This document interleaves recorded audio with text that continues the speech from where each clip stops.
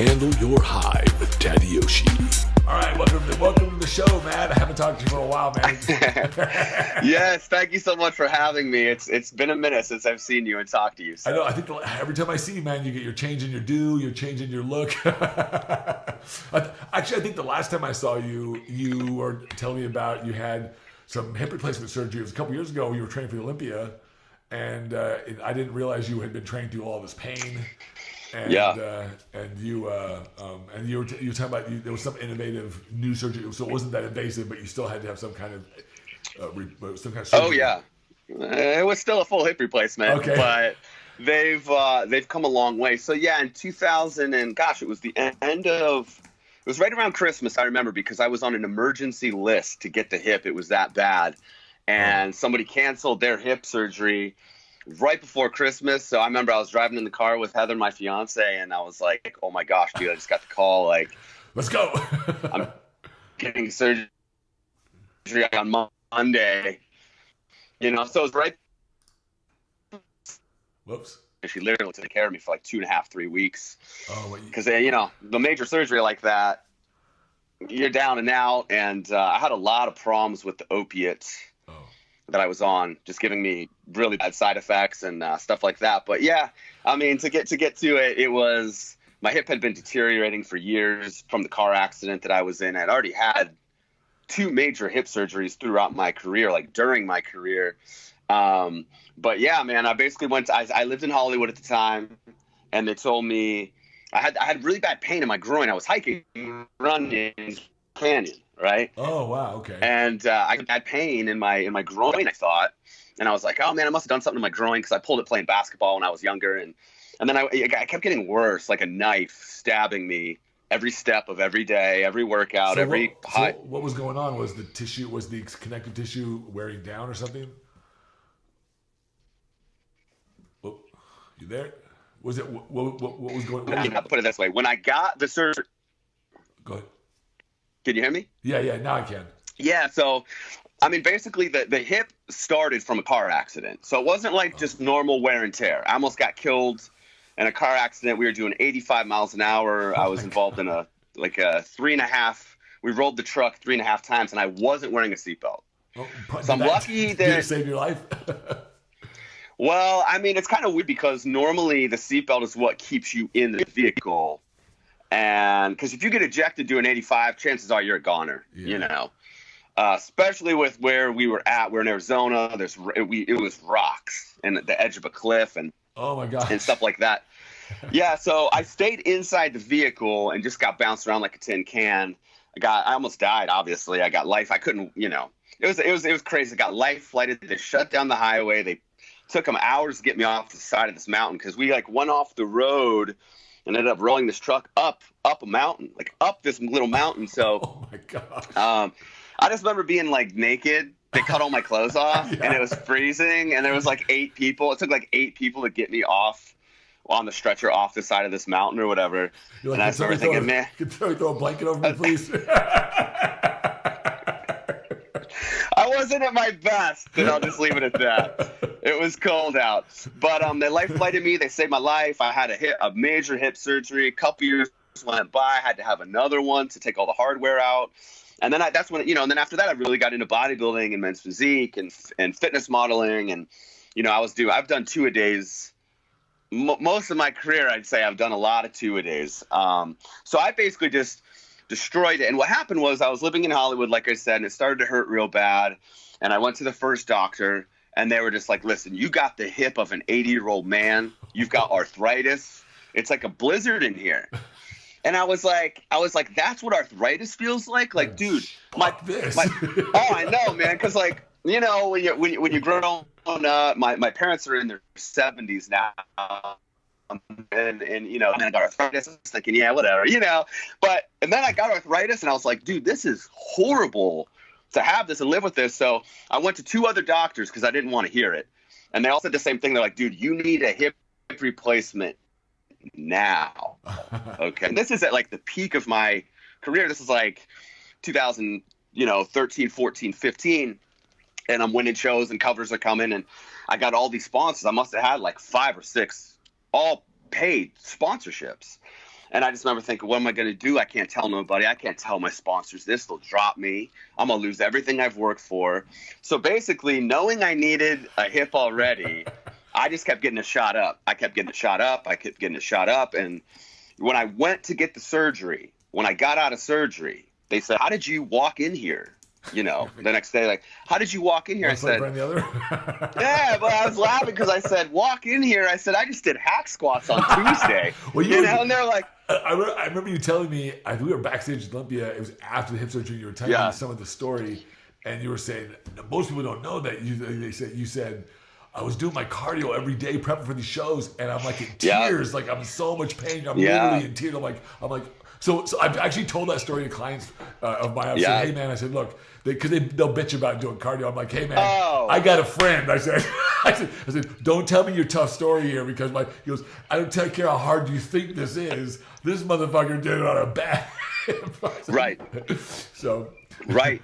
I mean, and that was the thing. That was such a mental thing because it was real bad. I mean, through the first Olympia, the second Olympia, all those shows, it was really bad. And I just remember thinking to myself when I would be in tears, like, because of the pain, every step on that Stairmaster was like somebody taking a butcher knife and just stabbing me right in the. And for a guy, it's like the worst part, man. It's like right in that impingement area, you know.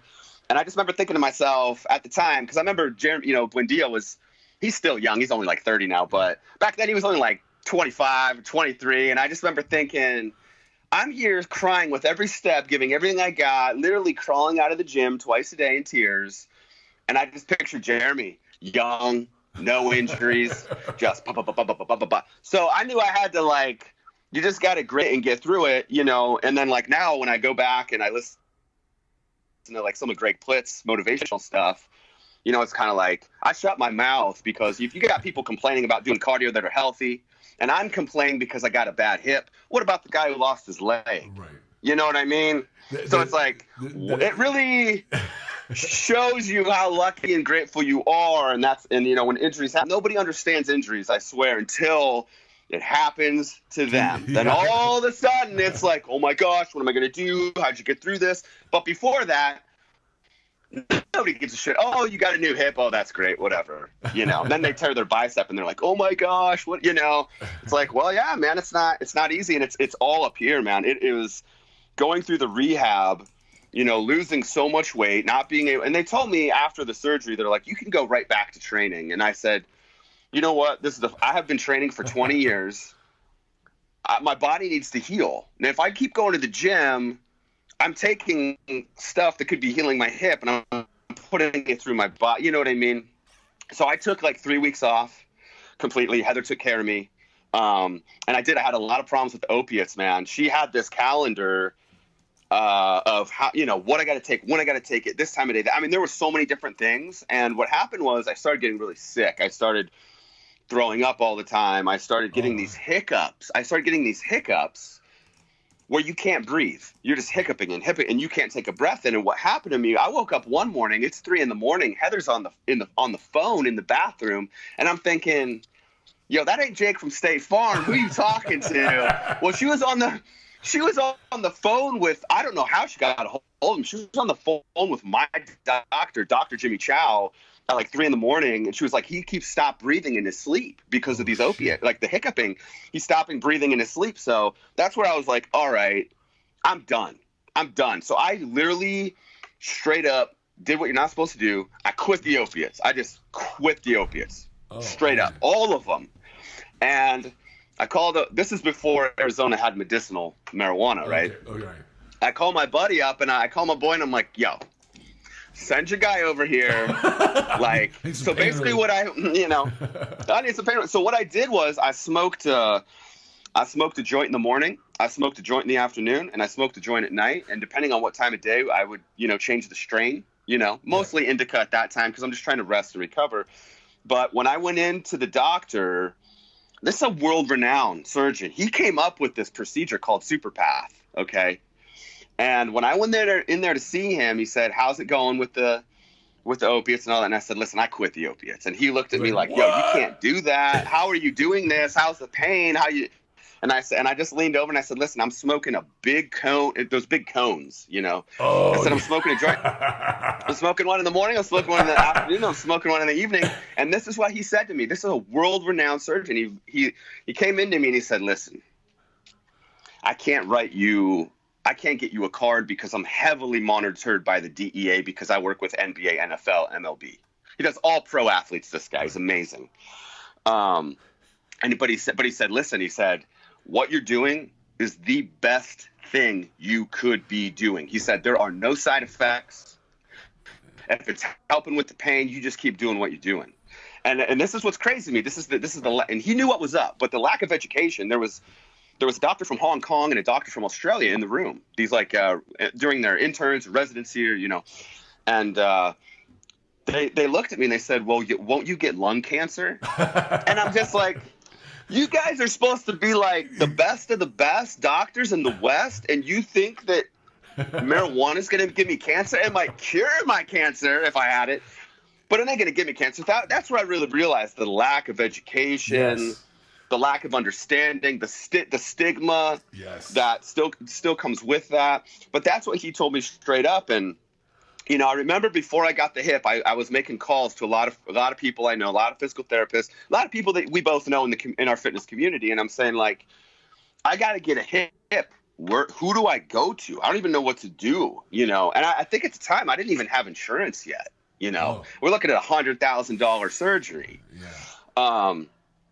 So basically I had somebody, I won't name names here, but I had somebody call me and they're like, yo, Ronnie had a double hip replacement, you know, go see his guy. And I'm thinking, man, I seen Ronnie. This is years ago, you know, and I'm thinking, I seen Ronnie at the last show. He's not getting around so good. And it was funny because within 10 minutes, that guy called me back and he said, you know, Matt, I've been doing some thinking. Maybe you should try to find a different guy. And I said, yeah, I think so. So this is what happened. I started doing research and I found a video of Mark Cuban, the billionaire. Mark Cuban owns the Mavericks. He had a double hip replacement. He walked the next day. And I saw the video, double hip replacement, walk the next day. And I thought, okay, you got this? There's something else they're doing. This ain't, you know, something else is going on. So I did a lot of research. I found out Dr. Jimmy Chow came up with this procedure in like 2012, brought it over here. He happened to be in Scottsdale. He had a year waiting list to just see him, not even get surgery. So I had people write letters. I had people write dozens of people write letters saying Matt's on Netflix, Matt's on covers, like, you got to help this guy, like, this guy, you know.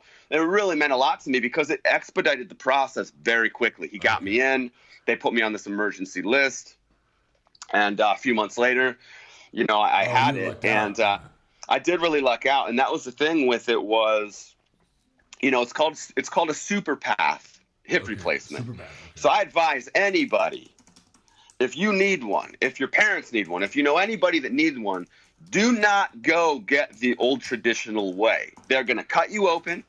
They have to cut me open, but they're going to cut a lot more than what they really need to. And then what happens is when you're getting a hip surgery, they usually put your legs in these positions that they're not. I mean, it's like medieval. If you were to see it, like, you're out. You are completely out, obviously. But, I mean, you are so contorted.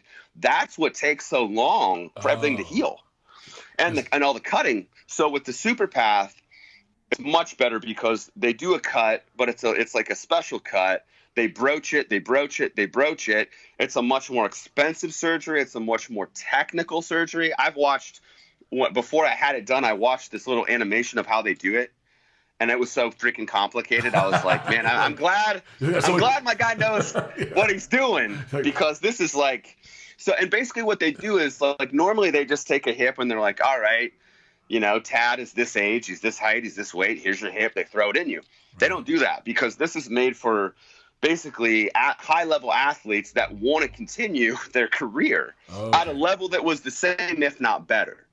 So he worked with a lot of pro athletes, and basically they built it while they were inside of me. Oh, wow. They build the hip while they're inside of you, for you. So how does it feel? But the crazy, I mean, let me put it this way. I've put in 2.5 years now of rehab. I still have a little pain, but it is nowhere. Tad, man, if you could have only seen how bad it was. I hid it from everybody. I hid it from my sponsors. I hid it from a lot of just everybody. I didn't want people to know that I couldn't barely get in and out of my car. I could barely get up the flight of stairs to where I lived. And I would basically just lay in bed. I would go train my ass off, come home, lay in bed, get my, repeat. It was weird because it was a very insidious and slow lowering of my quality of life that just kind of happens, kind of slips in. And then, when I was with Heather, she just kind of said, hey, man, like, you're laying around an awful lot. And I'm just like, babe, I can't. It hurts. I can't do anything. So to where it's at now and what I'm able to do now than before is night and day. I'm so lucky. I'm so grateful that I got it. But I don't want people to think that it was like, oh, you just get it and that's it. I mean, I put in, like 3 to 4 months of like old school rehab, where you go in and they do all these different things and all these different exercises. And the one thing I noticed in there was this, though. When I was doing rehab, there's all these people in there, basically just whining and complaining, like, I'm not getting any better. I've been coming here for this long. And this is what I learned from that experience was when I would look over at those people, this was them. I'm not getting any better. I'm over there, tears, sweat pouring off me, and that's what I know. I was like, that's the difference. That's why I'm going to get better. Yes. And that's why these people are in here just kind of complaining. It's just the work ethic from the gym I carried over into rehab. You got to be smarter about it, right. Obviously. But the rehab was very extensive. And then even past that, I still had a lot of pain with the impingement on the inside, which a lot of people do. So, and it was bugging me. Is that the nerves? Yeah, it's just like it's this impingement with the where it goes into the ball, basically. The ball socket, but on the inside, you feel the pain on the inside, like it's coming from your groin. A lot of people with bad hips, it'll shoot down their glute, but for me, it was always on the inside. Oh man, it feels like you're probably feels like someone got some pair of pliers to your nuts. It was, yeah. I mean, it was basically the same thing that I talked about before when I was, using Jeremy and that analogy, but it was a lot less. But what changed it for me was I started working at this place called Arizona Aesthetics and Wellness in Tempe, Arizona, and we have Chinese doctors, doctor of Chinese medicine. We have several chiropractors. We have all kinds of people there. And that's when I heard about the NeuFit. Okay. What's it called? It's called a NeuFit, NEUFIT. And what this thing is, because when my hip went bad, I went out and I bought a massive Russian stim machine, bro. I'm talking like a big old 80s looking box, but it was strong. Because I could have got one of the little, units, yeah. I was like, no. I want that box over there. Well, with the dials stim and shit. Yeah. I need an extra transformer. I used that. Oh my God. Yeah. I just blew another fuse. I used that for a long time with the rehab. When I met this guy named Wesley Kress, he's one of the doctors that at my work, and he was telling me about this NeuFit, and it looks just like a stim machine, okay? It's not, but it is not. It is not anything like a stim machine. It looks just like it. You got the long cords, you got the electrodes, they stick on you. But he gave me some literature on it, okay? And the NBA and NFL had been using it for a few years, and now it just kind of got released to the general public. And I'm reading this literature that's saying that you could take a 8 to 12, like a normal injury that would be 8 to 12 weeks. They were getting guys back on the field and on the court within 2 to 3 weeks. Wow. So what is it? Okay. So it's used for two things. It's used for rehab, which is what I used it for to start with. And then it's used for performance as well. And basically, in a nutshell, it can control the lengthening and shortening of the muscle. So it's still for the performance side. So basically, it's still contracting like a TENS unit or like an E-stim unit. It's still contracting the fibers. Yes, but it's a lot more controlled and a lot more powerful. It's on a whole. It's not even close. It's on a whole different level. Let me put it this way: if I put the electrodes on your quads, on your hams, and on your glutes, and I had you mimic a squat, no weight, no weight. They can mimic 6, 7, 800-pound squat. Nothing on the joints. Oh, so you cannot get hurt. So you can. Oh, wow. That's okay. I'm buying one. Dude. Wow. I hope you saved your pennies because there's about 20 or 30K for a Holy machine. crap! So, how did you get a hold of it? We actually have 2 of them now at our work. Wesley has one, and then the owner, Ty Mealy of Titan Fitness, he bought one as well because I'm telling you, there's nothing like it. It helped. We did 7 or 8 weeks straight of rehab for my hip. And Wesley did all kind. He'd hook me up. I'd walk on the treadmill. He'd hook me up. I'd do straight leg deadlifts. He'd hook me up. I'd squat. What does it feel rehab like? Part, basic. When you use it, what does it feel like? It's different. So when you use it for rehab, let me start with the performance. Actually, when you use it for performance, excuse me, it is the most intense thing. After you've done it, it is just so intense. Like I have some videos on my Instagram, some short videos of me using it, and I'm basically just screaming my head off. It is so intense.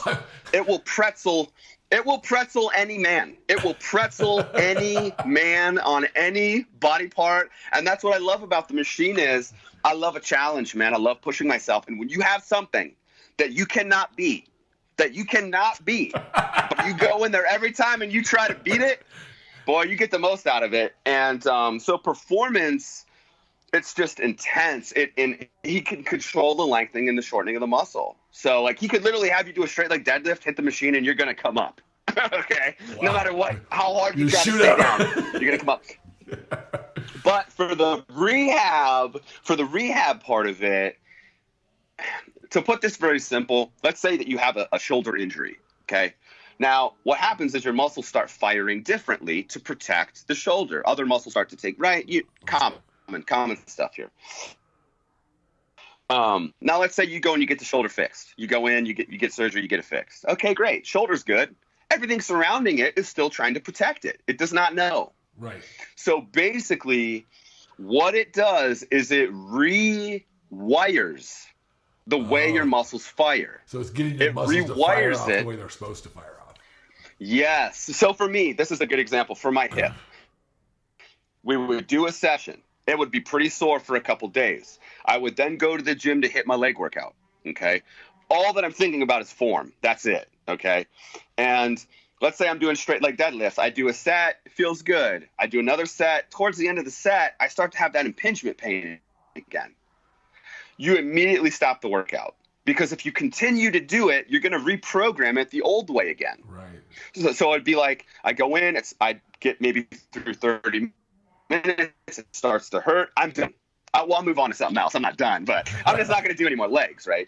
And then we just kept repeating that process until my body stopped firing the wrong way. And you know when it's not firing, right? Because it hurts. You got pain somewhere. So my guess is that as you start to use this machine, those periods of your workout period before you got hit that pain part got longer and longer and longer.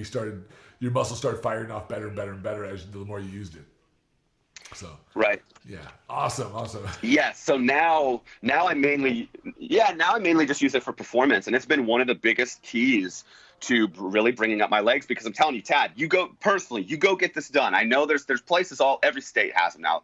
They came out, we had one of the first ones in Arizona, and within 2 or 3 weeks, I saw so many different chiropractic offices, have this guy from the Cardinals is using it at this office, and this guy's, and it just kind of blew up. But I'm telling you, Tad, go try it. Find someone that has a new fit. The actual machine is called a Newbie, but the company's called New Fit.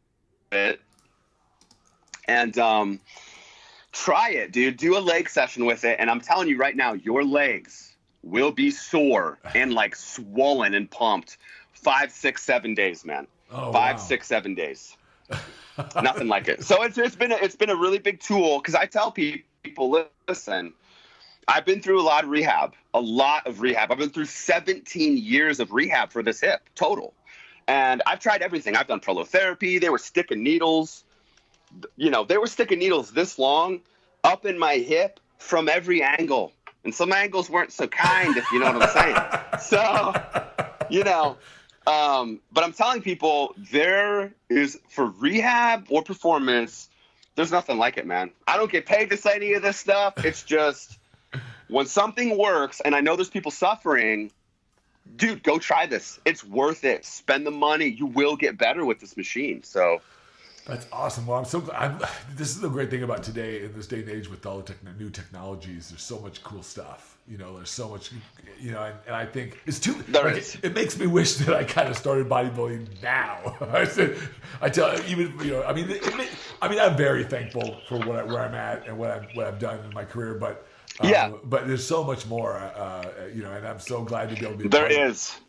And I think it's great that you can still, like, with something like the New Fit, it's something that you can use. Maybe I use it maybe once a week, and then the rest of my workouts are all old school, brutal workouts where I know a lot of people, if you have the means, right, financially, a lot of people are using the New Fit way more than that because your workouts are 15 minutes. Oh, wow. So what does a session cost? What do they charge you per session, I imagine? I believe it's about $135 a session. So it's a $135 workout. $135 and, hey, man, if you can get somebody back on their feet and performing in like 3 weeks, man, that's totally worth it. And I think the key to it is I can't remember the name, but I saw a big name bodybuilder who tore his bicep, and he was using that machine 3 weeks later.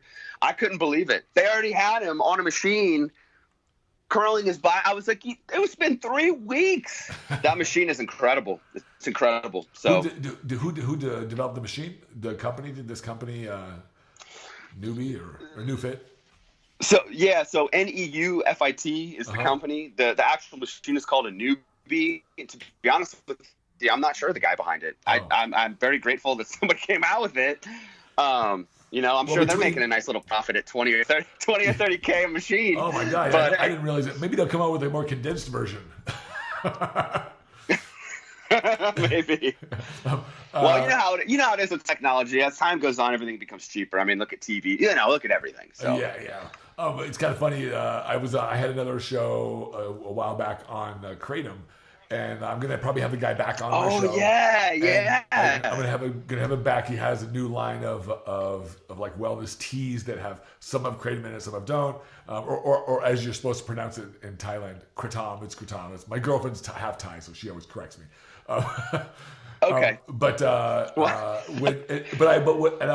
was going to ask you if you used any Kratom because when people come off of opiates, it's the only thing that I know of that can help people off of without any issues. Yeah, I mean, I have used it. I mean, it's probably been, I'd say there was like a maybe 1 or 2 year period where I would just kind of occasionally use it, and I just remember, because I'm in Arizona, I remember a lot of the, this is before dispensaries, right? So you just had like head shops, right? You had these head shops and stuff. And that's where I would go. And that's where I would get it from. That was the only place I could find it. And they had a couple different, versions of it. I think, was that one? I don't even know what that says. But I had one actually I found sitting here when I was cleaning the office the other day. But I used it on and off. And there was no doubt that it worked. I mean, it was one of those things where you're like, wow. It was kind of like when I used to use Kava a lot. Right. It would be like, wow, like I actually feel this. This is really great. And I think it is a great alternative. I know out here though, they start cracking down on it. Yeah, it's technically it's over the counter. It's legal. They won the battle. The FDA was trying to make it illegal because they think somehow, I think there are the assumptions. They think, people are just trying to get high on this stuff. Well, isn't that what people do with fucking alcohol?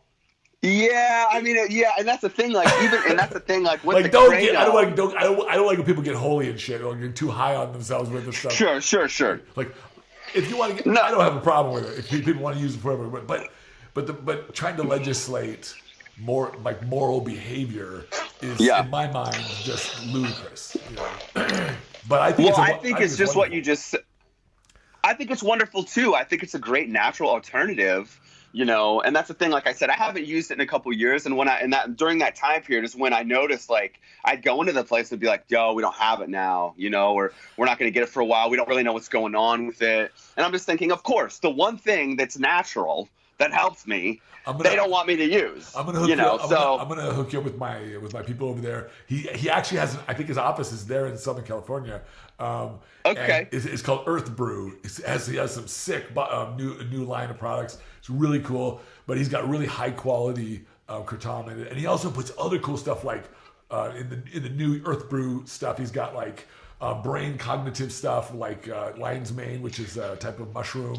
All kinds of cool stuff in there, like that. I think you dig. All healthy stuff. Oh, totally, man. I mean, I am all about the plant medicine. Yes. And I've done, I won't. A few things I want to say, but I've done ayahuasca. Dude, I am looking forward to this. This is what I want to do here. I want to do a whole. I want to go to. I think I was going to go this year to Dorian Yates's thing, but I'm not going to be able to because I got to judge a show, unfortunately. But I will at that weekend. But next year probably I want to go. Right. I want to do his Costa Rica trip. And I want to go, and he does it like So he said 4 days, 4 journeys, 4 ayahuasca journeys, and so I said, why so many? Yep. And he's like, well, because by the time he found that by the time they got to the 3rd day, people really opened up, and their journeys got so much better, and everything they like had big breakthroughs. Right. They had big breakthroughs. Yeah. And so I said, you can't even. What was your experience? It's just. So my experience was just absolutely mind-blowing. I mean, absolutely mind-blowing. And, there's, you got stuff like you said, kratom, or whatever you called it, kratom. You've got marijuana. You've got different strains of marijuana. You've got peyote.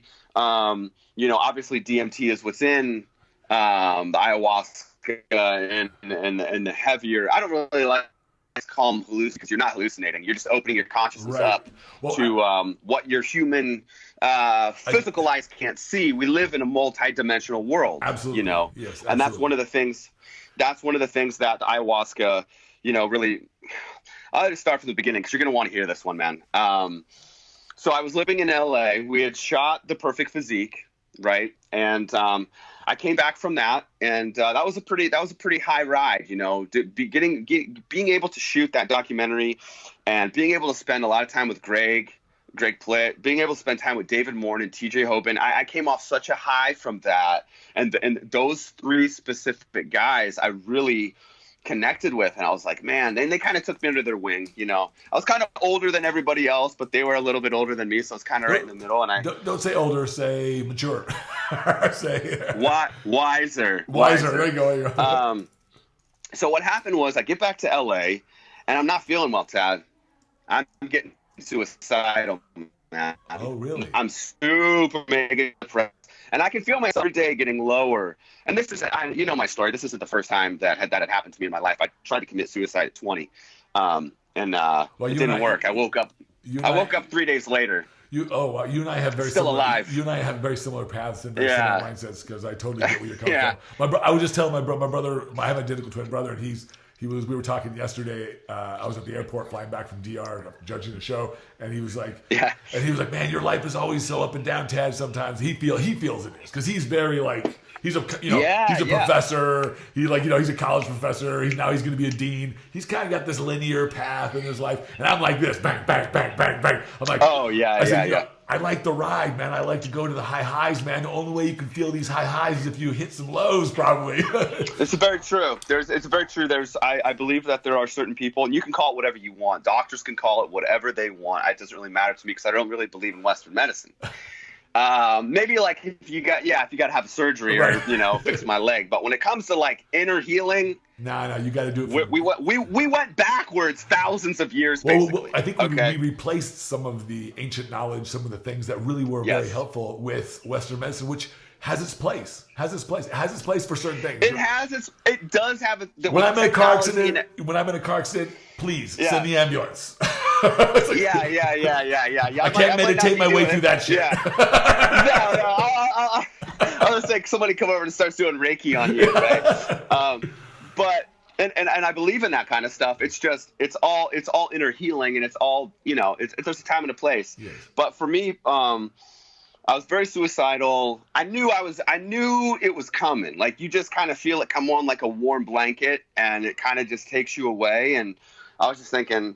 Did you go somewhere? Did you go to like Brazil or somewhere, or I don't know. No. So what happened was, TJ and David noticed I was acting strange. I was not myself. I was very foggy and just very depressed and just in a completely different negative frequency. I was like, was it because you came off of such a high? Like you had this great experience filming this? no, this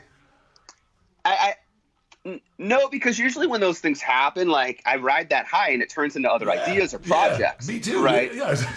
Yeah, exactly. But this time, it was just kind of like, this is it. Like, I mean, and I don't want to come off the wrong way when I say this, because I've worked really hard for everything that I have, and it took me 10 years to get my first cover, man. How many guys are going to put in 10 years to get a cover? Right. I did, and it was a big deal for me at the time. But then once I found God, once I learned we live in a multidimensional world, once I started experiencing some supernatural things without taking anything, Right. I started to go, I feel so unfulfilled. Right. I live in a material world. I'm worrying about covers. Yeah, like what the like I'm thinking like my main, so God is like sent me down here and my main purpose is to like worry about what I look like and try to get colors. Hell no. Right. That can't be why. So I just became very depressed as far as like, there's got to be more to the world. Why am I so different? Why do I think so differently? Why is there nobody like me? Why I feel like an outsider? I don't belong in this world. Well, I'm not happy here. You're talking my story, bro. You're talking my story. And I started looking around and seeing different things. I saw a Vietnam veteran dying on my doorstep in North Hollywood when I lived there. Oh my God! At that same moment, I look over and there's an 18-year-old kid driving a $500,000 Bentley. Oh wow! And something it made me very sick inside and empathetic and sad, and I just started thinking something is wrong on a major scale, right. Beyond what your physical eyes can see. And so anyways, David starts to notice I'm not doing good. He knew my story. He was watching. He knew what was going on. So he's what a great guy, man. He basically said, Matt, check your PayPal. Because at the time I didn't have no money. I'm paying $1,800 sleeping on a floor in Hollywood. Oh shit! Trying to go on auditions and trying to do shows and trying to keep sponsors, and it's just crazy hustle 24/7. And he said, Matt, check your PayPal. I look, there's like $1,000 in there. He's like, yo, book a ticket to Miami on this date. You got to get down here. What a so I do that. cool friend. By man. the time, what an amazing friend. So God, it was only maybe a week or two. And I'm so depressed, Tad, and just disconnected that I couldn't even figure out. I've been LAX many times. I was so far. What shuttle? How do I get here? How do I get to the airport? How Wow. I was such in a different place, to where I had a hard time figuring out even how to get on the plane. Okay, that's where I was. So I get down there. David, I didn't really understand it at the time, but David hires a big name photographer. We shoot this whole workout at Anatomy 1220 and on the beach. Ends up getting published in magazines. And all I think he was trying to do was to get me in a better mindset for the next day. Because I'm with him, we're on the beach, we're shooting. I started to kind of feel like myself, like, hey, this is what I do, this is me. And so anyways, oh my gosh, man. All right, here we go. So I didn't know this either, but David had been writing this specific shaman for 3 months, trying to let him work with me. And the shaman kept saying, this guy's history, he tried to commit suicide. He was on, and if people, know my whole story, they'll know that I was put on antipsychotics, antidepressants, and mood stabilers 5, 6, 7 at once. Wow, through my early 20s. Trying to correct a problem I think that your inner being, your soul, your spirit, whatever you want to call it, trying to communicate with something to you. Try and tell you. Yeah. You got to shake loose some of this old stuff. So basically, like, they didn't really want to let me do it because of all the meds I had been on years previous. And, I tried to kill myself. But he talked him into it. And it was really, really bad. So they were afraid if I did it. I mean, look, I'm not a real big guy. I'm 5'8", 190. Okay, I'm not a huge guy, and they were afraid if this guy goes psychosis, he's gonna rip this room apart, and there's 16 there's other people there. Okay, so he's gonna spaz so I on guess. Oh my gosh! So David, finally got the okay. I go down, we do the photo shoot. The next day comes. Our shaman had done over 300 ceremonies. Okay, Oh, wow. he was Peruvian. Okay. We actually did it in Miami. Is where we did it. Okay. I had to join a Native American church. Yeah, you get a card. So and I everything, could- right? So I could legally do it because, well, I freaking hate the government, but Well, that's yeah, the guy- just what it is. So it's I what it really is. stuck it It's to what- him. I stuck it to him. I'm going to join this new church. How about that? Yeah. But anyways, I'm being silly. But anyways, basically, look, man, ayahuasca is different for everybody. Right. And it's based off the traumas that you've had in your life. Not everybody needs it.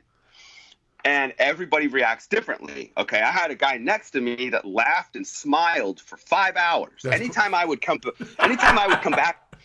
back to my body, I would look over and this guy was smiling and laughing, and I'm thinking, "Yo, bro, I just came from hell, man. Like, what's going on with you? How is this happening for you?" And at the end of it, I asked the guy. I said, "What were you smiling about the whole time?" And this is all he said to me, Tim.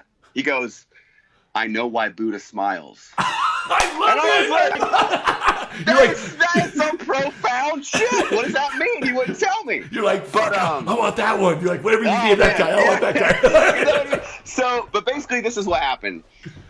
Before the ceremony starts, they say, "Hey, listen, we have a special tobacco from Peru that you snuff." Okay.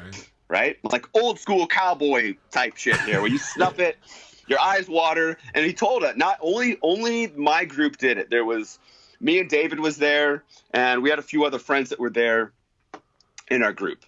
And I did it. And they said it was like Windex for your pineal gland. Oh, just sort of cleanses. Yeah. Makes it makes the trip way more extreme and vivid and clear. So I did that. And You're like, if I'm going to go, I'm going to go all in. Once you drink oh, dude, and that's the crazy thing about the ayahuasca is it's like once you drink that brew, You're going. there's no going back, baby. You are an astronaut getting shot into space, man. And so basically, I do it. This is what happened to me. I do the drink. He tells us ahead of time. Some of you are going to purge, Right. throw up, or it's going to come out the other end. Right. Okay, so Be ready. He said, not everybody, but some people are going to purge, some people aren't. I have a blanket and a bucket. Okay, that's what I have, and a pillow. That's what you have there. And he said, if you're going to purge, try not to do it for 15 minutes. Okay, let it settle in your stomach. And Get all the ayahuasca. Yeah. Yeah, so, Dad, it's 5 minutes, man. You're like, dude, I'm It's going. 5 minutes. I'm blowing, bro. I'm sad. Before like some, before you throw up, sometimes you start salivating a lot, right? So I'm salivating. I'm just like, man, I'm never gonna make it. I made it maybe 10 minutes, and man, I tell you, there were 16 people there. Nobody was doing what I was doing. I mean, I'm throwing up, and it's not like normal throwing up. It's not like, oh, I have the flu, I don't feel good. Blah. No. This is literally like I could feel negative energy Leaving your body. being pulled out of my bones, Todd. Oh, shit. It was brutal, man. And I'm throwing up, and David was like my protector, man. He's like my guardian, right?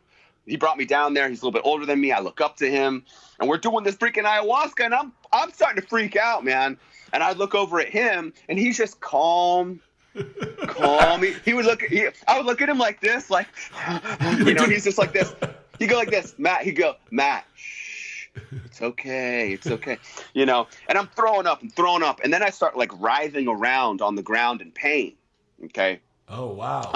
I'm telling you what I can remember, and then I'll tell you what was witnessed by everybody there. Did you that I record? can't They say you should remember, record. They say you should record like right afterwards.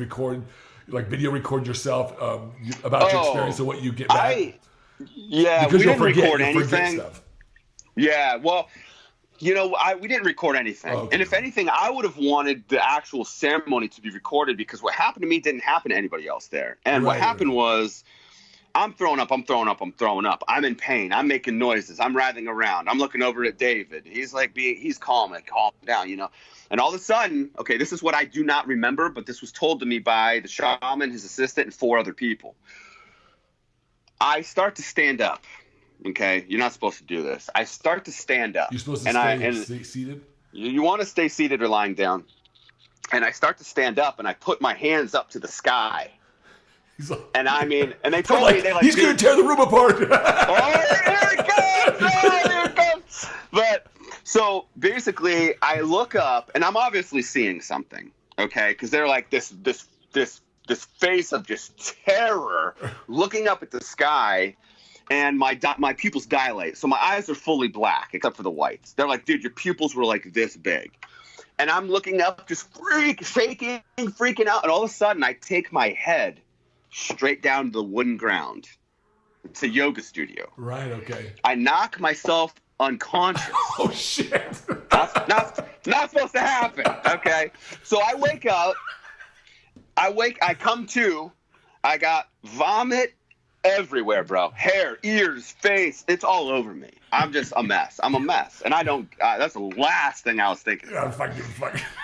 Oh, my God. So basically, the shaman, like, I wake up, I come to, and everybody in the whole yoga studio is rushing towards me because, especially David and, you know, Greg and my friends that were there were like, oh my gosh, dude, like, you just knocked yourself unconscious. So as I come to, I see everybody rushing towards me. And the thing that people need to understand about ayahuasca is this is not something you just go and do. Right. Okay. This is something that you think about, you put out to the universe, you put out to the creator, you put out to me, to Jesus. And, you know, I let it, and it took its time, man. Me and David had been talking about doing ayahuasca for years. And it wasn't until that time where he was like, you need this now. We're doing this now, you know. But I just want to preface this. It's not something you just go and do. This is a spiritual journey. This will change your life. Once you do this, you will never look at life the same. You will never look at the world the same. You will never look at politics the same. You will never look at anything the same. There's no going back. So, with that being said, the shaman, like I said, everybody rushes towards me, and the shaman is telling everybody, stay back, sit down. He's going to freak out. This is serious shit here. Okay? We're all going to die. No, but so basically, this is where it starts to get crazy, Tad. So he is doing not these. Crazy enough. I know, like normally. But he's doing these chants. Or these Peruvian chants about like Mother Ayahuasca. It's like a vocal sort of thing, right? Yes, he's physically, vocally, in this third dimension, doing these Peruvian chants about Mother Ayahuasca right over my body. His assistant's right next to him, okay? And he is also talking to me by my name telepathically, okay? Oh, shit. While he's doing the chants, physically, he's telling me, Matt, you need to let go. You have to die. You have to die. You have to let go. And this is what I mean by that is this, for people that don't understand. Ayahuasca is basically DMT. Right. Okay. Right. And in a nutshell, that's the chemical that's doing it. Now, we all have a pineal gland that releases DMT when we come out the womb. Right.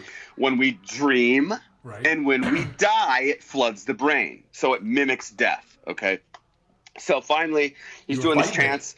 You were fighting I was fighting it, bro. I was fighting it. And it was weird because, and this is what I want people to understand is, I came into this suicidal.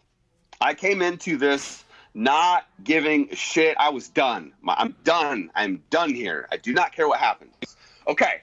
And I went from that to the minute. Okay, so everything you see is just energy vibrating in a certain frequency. It's just matter vibrating in a frequency.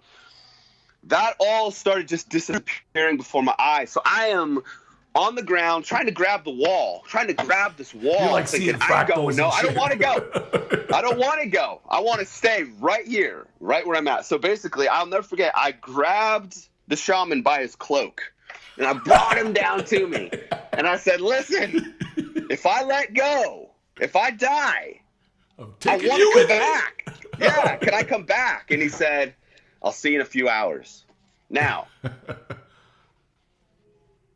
next thing that was told to me was I laid back and I made this. Okay. From that second that happened, I was instantly inside my own body at a microscopic level. Okay. I was looking at the strands of DNA within my own body. Okay. At that same time, I'm talking microscopic if I'm looking at my DNA strands. Okay. Millions, an incalculable amount of snakes with one eye started merging with my DNA. And I am freaking out inside, man. I'm thinking, I've done a lot of reading, the Book of Enoch, Gospel of Thomas, Old Testament, New Testament. I've read some of the Islam. I've read it all. I want to know what's going on. What are snakes usually? Serpents of evil, man. You're like, it's the devil! Freaking out!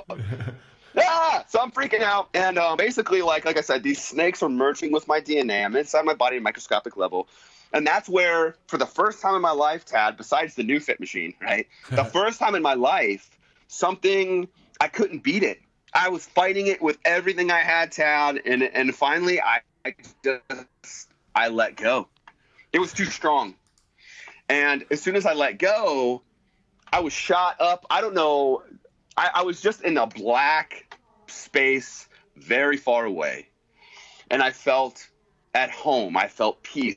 I felt comfort. I felt like I was in a womb, basically. And, you have no body when you're right. Once you leave this dimension and you're traveling, your consciousness, you don't have a body anymore, but you are more aware. And that's what I want people to understand is when you leave here, it's more real than it is here. Yeah. So if you have an emotional,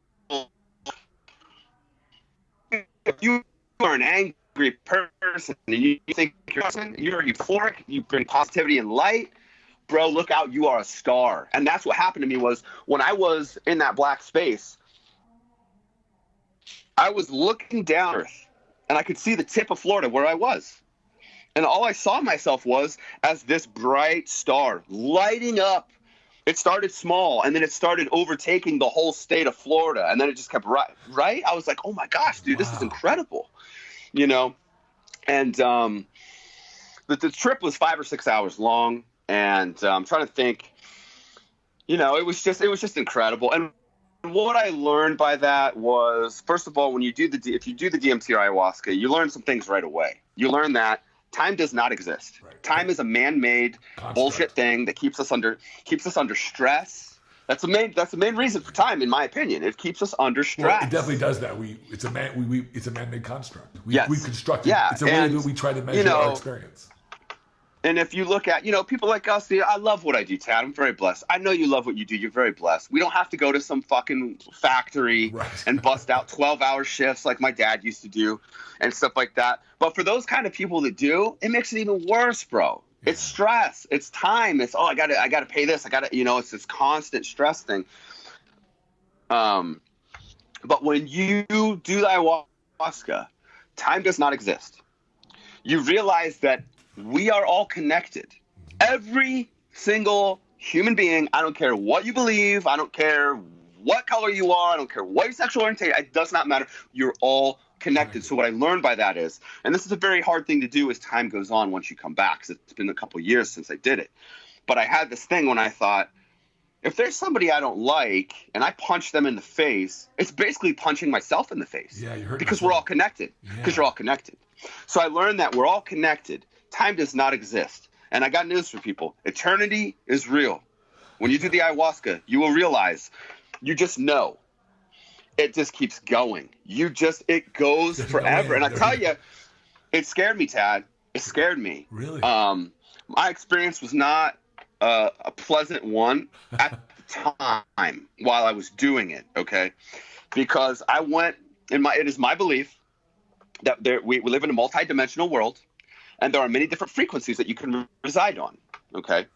Now, I do believe in a heaven and a hell because I do believe that there are higher frequencies that are euphoric like heaven, and you just stay there. I went there. I went to not the highest levels, but I went to levels where, bro, like I said, you just feel like a star burning so bright and just love pouring out of you. And you just feel – I can't explain the way you feel. There are no words to describe it on this physical, I was talking through this.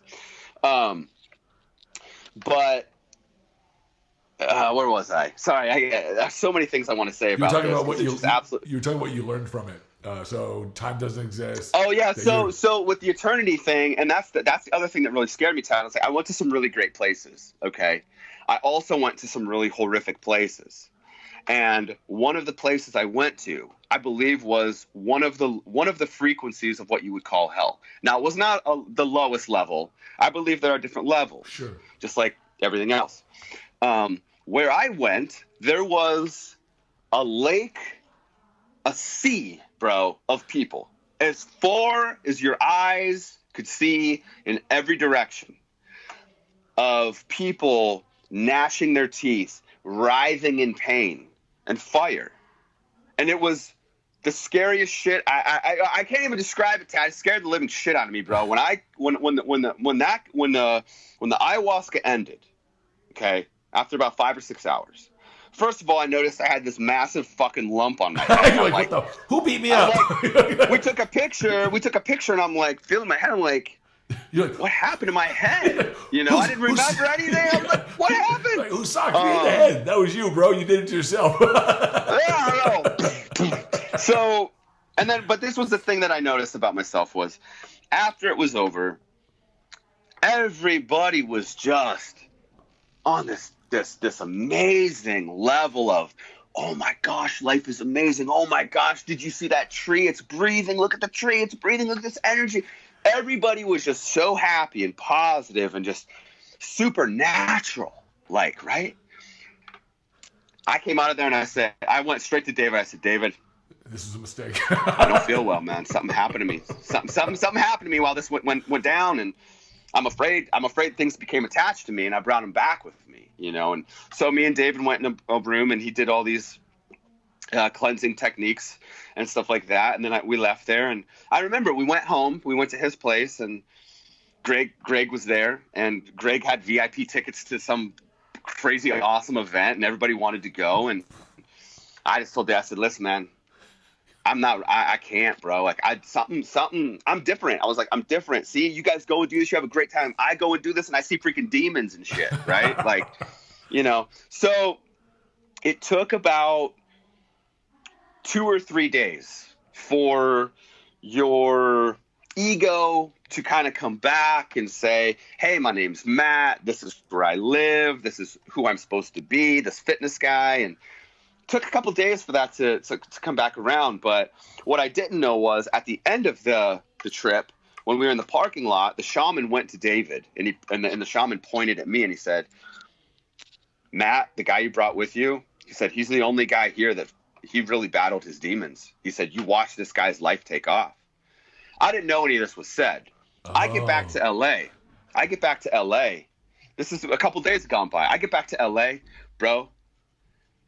I've never felt so good in my life. I felt this purity, this cleanliness within myself that I hadn't felt since I was a child, right? Because, you know, we all go through things that could be very traumatizing, you know, whether it's being bullied or almost being killed or being, you know, for some people molested or sexually abused, right? And you become traumatized by those things. Yeah. And so for me, I had gone through a lot in my life, and I think that's why the trip for me personally, I had a lot to deal with. And but when I got back to LA, it's important that people understand this. It's like it rewires your brain. It gives you the opportunity. It gives you the opportunity. So let me put it like this. You grow up, you go through traumas, you create these cycles in your life. Right. Most people aren't even aware of it. They go their whole lives not even being aware of it. But if you could recognize, hey, there's a cycle that's going on here. I don't like it. I got to break. They've basically been programmed. Their life is programmed them through their traumas. Yes. So when something happens, I'd react this way. Right. I'd react this way. You don't even know why you do it. You don't even know why. Now, it becomes automatic. What the ayahuasca does is it pulls you apart, and it's up to you. You want to go back to the same shitty life? Go ahead, tangle it up. You want to make something? You want to become a better person? You need to sit down and think about the man you want to be or the woman you want to be, and then start implementing actions to do those things. And you have like, as far as I understood, you have like 30 to 90 days once you do the ayahuasca. Okay. So I came back and I changed my life. Some things I had to work on. Other things I did not have to work on. Okay. And this is weird. I've been a hunter my whole life. Okay. I hunt deer, I hunt elk. I love the organic meat and everything like that. I had a lot of bison meat, which, as you know, is great meat and it's very expensive. Well, I came back to LA. I had all this bison in my fridge. I didn't want it. All I wanted was greens. You're like, I'm a bodybuilder. I couldn't figure it out. Every day I found myself going to Whole Foods, just buying these giant salads.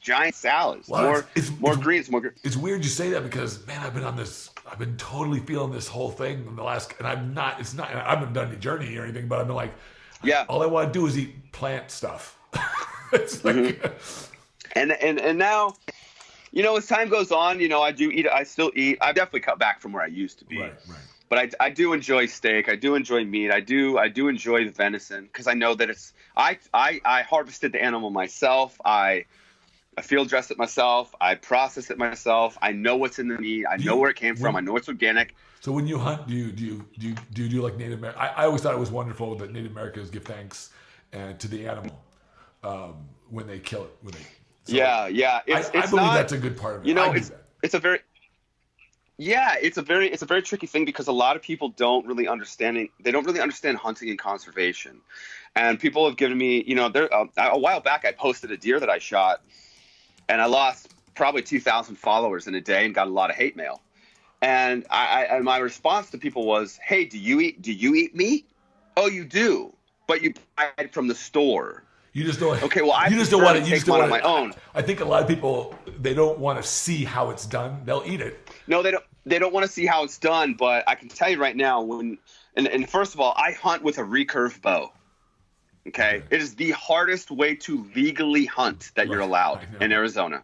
Not a compound bow, not the one with the wheels where you pull the little trigger. No, I'm talking. I shoot this thing off my fingers with wooden arrows in a wooden bow. Okay, which means you got to be a good hunter. You got to be close. You have to outwit an animal in his environment where his eyesight's better, his hearing's better, his sense of smell is probably 20,000 times better. So it's a challenge, and it gives the animal. You know how many times I've been out hunting? 40 hours in a week, never even saw a deer, never even got a shot. So people don't understand, like, to me, it's a very serious thing. The animal has my utmost respect. And I can tell you, I took a nice Coues whitetail this year. And, you know, it's never easy, Tad. It's never easy after you take it, walking up to that thing. And having to, you know, I give thanks, no doubt, man. I mean, I you know, it's a very hard thing for me to do, but I'd rather do it the hardest way possible. It gives the animal the most chance of outwitting me. Right. And I know where my food came from. I know that it's organic. It's up in northern Arizona. There's nothing. It's not pumped full of steroids. It's not pumped full of drugs. There's no GMOs. I know what's in it. And you know what? I think it takes. It's not easy, like you said, to do it when you have to go and butcher that thing and you got to take it apart and you're gutting it and you're pulling all the organs out and everything like that. I eat the heart, I eat the liver, I use the legs for hangers, right? Oh, okay. You know, Heather's a dentist, so she's very good with a scalpel and everything like that. So she would actually hollowed out the whole skull. We're making a lamp out of it. Oh, cool. So I try to use all the parts. And like I said, it's something that's still kind of misunderstood by people because they're just like, oh, you're a hunter, you just kill things. And I try to tell people, listen, especially in certain states, if a certain number of deer are not harvested, it gets people die. Yeah, there's people get in car accidents and they die. So that's why I try to tell people, like, we're out up north. I'm like, and it's no fun for the animals either to have the biological imbalance. You don't want the biological imbalance. No, and you can't have. There has to be conservation. That's and even with the like, I am against the trophy hunting. I'm not for trophy hunting. It makes no sense to me. However, okay, there was you might have saw this one. There was a big giant black giraffe that this girl shot. Okay, a young 20-something hunter. Now, this is what happens. people that picture goes, people make a meme, and people do not do the research. Let me tell you the story behind that. They hired that girl to go shoot that giraffe. They hired her. She did not go down there and trophy hunt this thing. They hired her to kill the giraffe. You want to know why? Why? The giraffe, the big black giraffe, was an old male. It could no longer breed. Okay? It killed 3 younger male giraffes that could breed. Oh. And since it could not breed anymore, they hired her to come down there and take it out because it was killing. It was killing off all the younger giraffes. So if that explanation would get put with the actual picture instead of people just making a meme and like, hey, let's ruin this girl's life, like they did to the dentist who killed Cecil. He didn't freaking know. He went down there and paid the money, took this shot. Then all of a sudden it's this famous lion and da-da-da-da, and then you got people he lost his practice. Oh my God. That's not right. That's not right to me. So, but anyways, like I said, with the trophy hunting, I'm against it, but there's always more to the story, like in the case of that giraffe, which people, if you look at it from that angle, just common sense is going to go, well, that makes sense because it was killing all the males that could breed, so it's actually killing its own population. Yeah, I don't know what the status is of giraffes, or if they're endangered, or if they're... Yeah, I don't either. I know that was like a black giraffe, so obviously there's different kinds, yeah. Giraffes. I'm sure you want them to reproduce healthily, so you don't want to have an imbalance in these populations. So obviously they knew what they were doing because they needed to get rid of the But, yeah, and it's the same. Like I said, going back to deer, it's the same with deer. If a certain number of deer are not killed up on my parents' house, my parents are at risk for getting in a car accident. Right. So, excuse me. So is everybody else up there. And I love animals, man. I love dogs. We have Charlie, the little pit bull here, and I love animals. But I value a human life above an animal's life, and I think that's where a lot of people that I get into these. I don't want to call them arguments, but debates, I guess. Is I love people. I would save a human life before I would save an animal if those were the circumstances. You know what I mean? If it's like it's one or the other. Where a lot of people these days, it's not like that. A lot of people are not like that, which is strange to me. But hey, I think people get disenchanted with people because we superimpose some of our ideas on other people's actions. And animals don't really they don't hold grudges. They don't have the same. No. It's like, so they have a lot. People, I know, because I have a lot of sympathy for a lot of animals, and I love all animals. Yeah. And all life, plant life, you name it. It's all life. It's all here for us. Yeah. But I think the perspective that I take is that we all participate in this. And I hate to say it, man, because especially with the movie coming out with the Circle of Life, we all participate in this circle of life, and we're all necessary. Every animal, everything is, and some of us, but we're not all designed to be here forever. Like in this physical life, right? We're here to contribute to one another. Man, the beef that I eat, I say thank you because it's contributing. It's contributing to this whole thing that I call my life. Yeah. So I think people would have a better appreciation if they knew more about hunting, or they were even like there to see how it goes, because the videos I see in the slaughterhouses, bro, I don't want to think about that either when I'm eating my food. I don't want to think about that. But if I have to go out there and take this animal's life, I have a responsibility, Tad. And I'll tell you right now, when I go hunting, I take it very serious, and everything is very carefully planned out, because in Arizona, when I'm hunting during that season, it's very warm out. Oh, okay, it's very warm. So when I shot my buck, and this is still with my hip. I think when I shot the last buck, this is the most I had ran on my hip since I had the hip surgery, because you got so much time to get that thing skinned out, get it on ice, get it going, and I'm running around because I'm like, do you hunt by yourself? I usually hunt by myself. Yes, it's much easier to hunt by yourself. What time of year is hunting season for you? So we have a couple different ones out here. Obviously in Arizona, a lot of them are draws. You got to put in for a draw, which is kind of shitty, because it's so weird to me in Arizona that every firefighter and cop gets pulled for rifle elk every year in the best area. And I'm putting in for bow, and I can never get drawn, but that's a whole other conversation. So I mainly hunt, let's see, it's September, August, September is one of the seasons. That's when I got mine. It's kind of warm, obviously, here. And then December, January is the other deer hunt. And you're only allowed one a year. Okay. So I can't go this December because I've already got one this year. But that's kind of how it works. Next year if you go, let me know. I'll go with you, man. Yeah, I mean, and that's the thing, like, what was crazy to me was I started out here in Arizona. We have Coues whitetail. They're very small. Okay, not like Ohio, not like the Midwest where you got bucks that are freaking necks like this, and they're like 240 pounds. You know, these are like 120 pounds. And what I didn't know was I after I shot my first Coues, I came home and I started watching hunting videos, and I realized there were professional hunters with compounds that could not get one of these deer, because they call these deer the gray ghost. Oh, wow. They are so hard to hunt. And I remember thinking, wow, man, I must be pretty good if I got a little bigger. You know, or these guys suck. I was like, I should be making hunting videos. My gosh. But, you know, man, I would love that too, man. I would love that, just so people could really understand.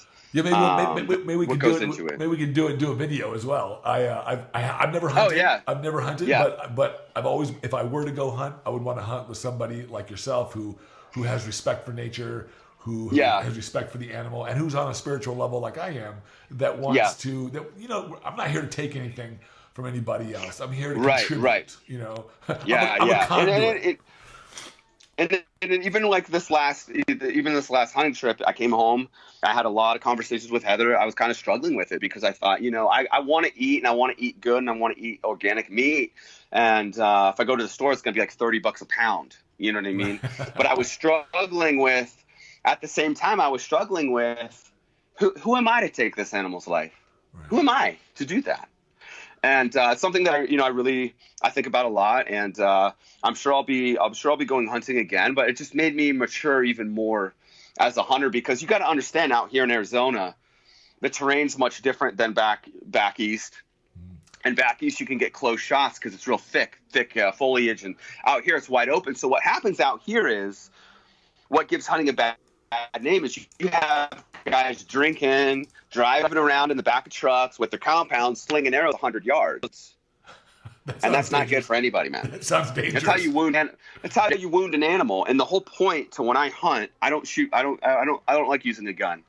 The whole point to when I let go of that arrow, the whole point is to put it right in the bread basket. If you put it right in the bread, which is a double lung shot is where you want to do. It's better than a heart shot even. A heart shot, the animal can still, you know, deer are fast. Yeah, they can run 10, 15 minutes. I mean, well, he'll still be alive for like 10. 15 what's that? Well, the deer could live for still. Oh, 20 no. Minutes? With a lung, not even that. With a lung shot, or a heart shot, I mean, you're talking, it's real quick. Okay. It's real quick. And the thing I like about it is I've been in situations where, I've shot, this is back in Ohio, but where I've shot a deer with my arrow, and it went right through it. And it just went right back. It went right back to eating. It wasn't aware of what happened. And then it just fell over. Man. So that's why I like using the weapons I use, because if you have a good shot, it's kind of like this, man. You ever cut yourself and you don't even know it, and then you see the blood, and then it hurts. Yeah, exactly. Right? Yeah. It's kind of how I equate it with when you shoot a good double lung. It's like I said, if the animal goes right back to eating and it's just kind of looking around, it's not. Guess what? It's not under stress. Right. It's not scared. When they take them to the slaughterhouse, they're scared. They're scared. They're releasing chemicals. But when I'm hunting, they are clueless that I'm even there. Well, you know, it's funny. They're not scared. They're not stressed out. It's kind of funny you say that, because you're absolutely right. I have some friends who are Muslim, and one of my clients, and he trains there, and they eat all halal, which is the animals have to be killed a certain way. And I said, well, what does it mean? He said, well, essentially, They don't want you do it humanely. You can't scare the animal. It shouldn't know that, it shouldn't be afraid. It shouldn't be all tightened up and stressed out. I said, well, what does that do? Because I ate this lamb dish that they called Upside Down. It's fucking awesome. Oh my God. It was, and I don't like lamb because of the gamey taste. He said, that's because they slaughtered it the wrong way. And I said, that's right. So I was afraid to eat this. He says, don't worry, Tad, it's all halal. My buddy's wife made it, and she did a great job. I ate it, and oh my God, that was so good. And I was like, how come this tastes so different? He says, because it's all halal. Like, the animal's blessed. He's not scared. We kill it very quickly. He bleeds out, and there's no pain. And that's the thing is when you kill an animal under stress and trauma, it is released just like we would. All those hormones. You're releasing all kinds of chemicals into the meat. I didn't realize it changes the meat. Yeah, it changes the taste. It's gonna taste, like you said, it's gonna taste very gamey. So, and that's the thing too, where, if I have a choice, I always go for an animal that's kind of younger to middle age, because a lot of the older animals, the meat don't taste as good. It doesn't taste good. It's very gamey. It's very tough.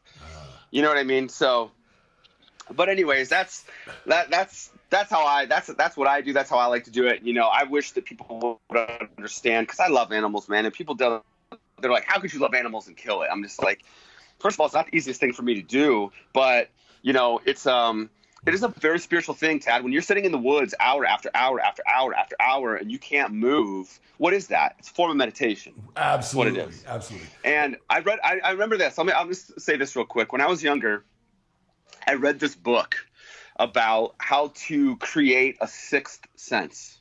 Oh, okay. And this book was all about, it was like, you have to exercise and master your five physical senses. Okay. And if you can do that, you start to create a sixth sense. Well, I've always had a sixth sense my whole life, and maybe even a bit more than that, which I won't go into now. But what I realized was this. I have been hunting since I was 3 years old.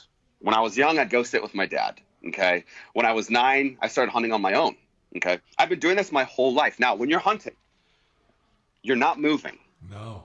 The only thing that's moving is your lungs taking breaths and your heart beating. You are using your eyes to look for a tail, for an antler, for any movement. You are listening for a twig breaking. You're very focused. You're feeling the wind on your face. So it's like the essence of mindfulness at its best. It is. And that's what I realized. I was like, I have been doing this my whole life. That's why I have created more or less like this, sixth sense, or just kind of that thing. You kind of just know what's going to happen at times. The intuition. It makes you it makes me think that most animals, that, this is what they do. This is exactly what they do most naturally in nature. They're out there. They're totally focused in their moment. And it is, and it made me think of, this is kind of going off tangent here, but when you're sitting in the woods and you're hunting, you're not moving, you're meditating. That's what it is to me. Yeah. Now, I always ask myself this question for years. Okay. Why would somebody want to become a monk? Right. Why would you want to dedicate your whole life? You give up everything and you sit and you meditate year after year, decade after decade, until you die. Okay. Right? Why would you do this? Now, when I realized that people, after maybe 10 years of practice, can control the release of DMT without using ayahuasca, without using peyote, without using those things, you are in a state of euphoric bliss constantly. So then I understood it. Then I was like, wow, if you're in a state of bliss and euphoria, nothing else matters. It doesn't matter that you missed the gym today. It doesn't matter that something, it doesn't, you're so far connected to the source that none of this material shit matters at all.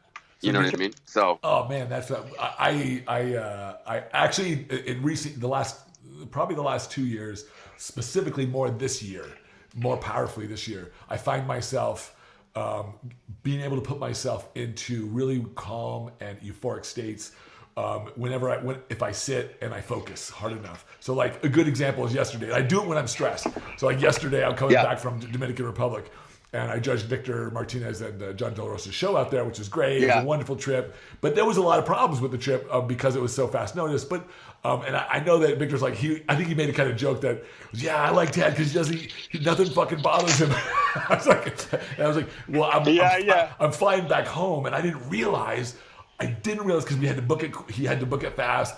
And that I flew from San Domingo to Newark, and then I had to take a fucking shuttle to LaGuardia. Shit. Just to get back to O'Hare, Chicago, where I'm at, and that's like a whole journey. That's like a whole. It was like during rush hour, and I didn't know if I was going to make my connection. I did, sure. But I'm sitting there, and I said, you know what? I said, my situation doesn't matter. I write about this all the time. I said, this is a great way for me to practice exactly what I talk about, what I write about. So I'm sitting down there. I had great conversations with the people in the shuttle, and I'm sitting there, and for whatever reason, I'm writing down a meditation because I do my meditations on social media. Right. They're just for me to journal, and I'm trying to put myself into the state, and all of a sudden, I could feel myself reaching for it, and all of a sudden, I can feel my own self-love and the love that I have for everything and everything in the universe. And all of a sudden, it is pouring rain in fucking New York yesterday. Everybody's miserable. He's got the news on, and they're talking about people dying and the measles outbreak. And I'm sitting there. The news. Oh, God. So I'm like, I plug my headphones in. I turn on my calm radio, and I'm like totally blissing out, writing my thing. And I just had the greatest day. The greatest. Yeah. And I didn't even get home. I didn't even get home until almost midnight, like 11:30 midnight, and I'm like, oh my God, I had the best day. I had the best. So it is, man. It's like at times like that, you have to do the opposite of what your body wants you to do. Your body wants chaos because you're in chaos, right? Yes. So what you got to do? You got to do the hardest thing possible, which is calm your ass down. Which is, I think of it as rolling into it. I heard this expression once where they said it was.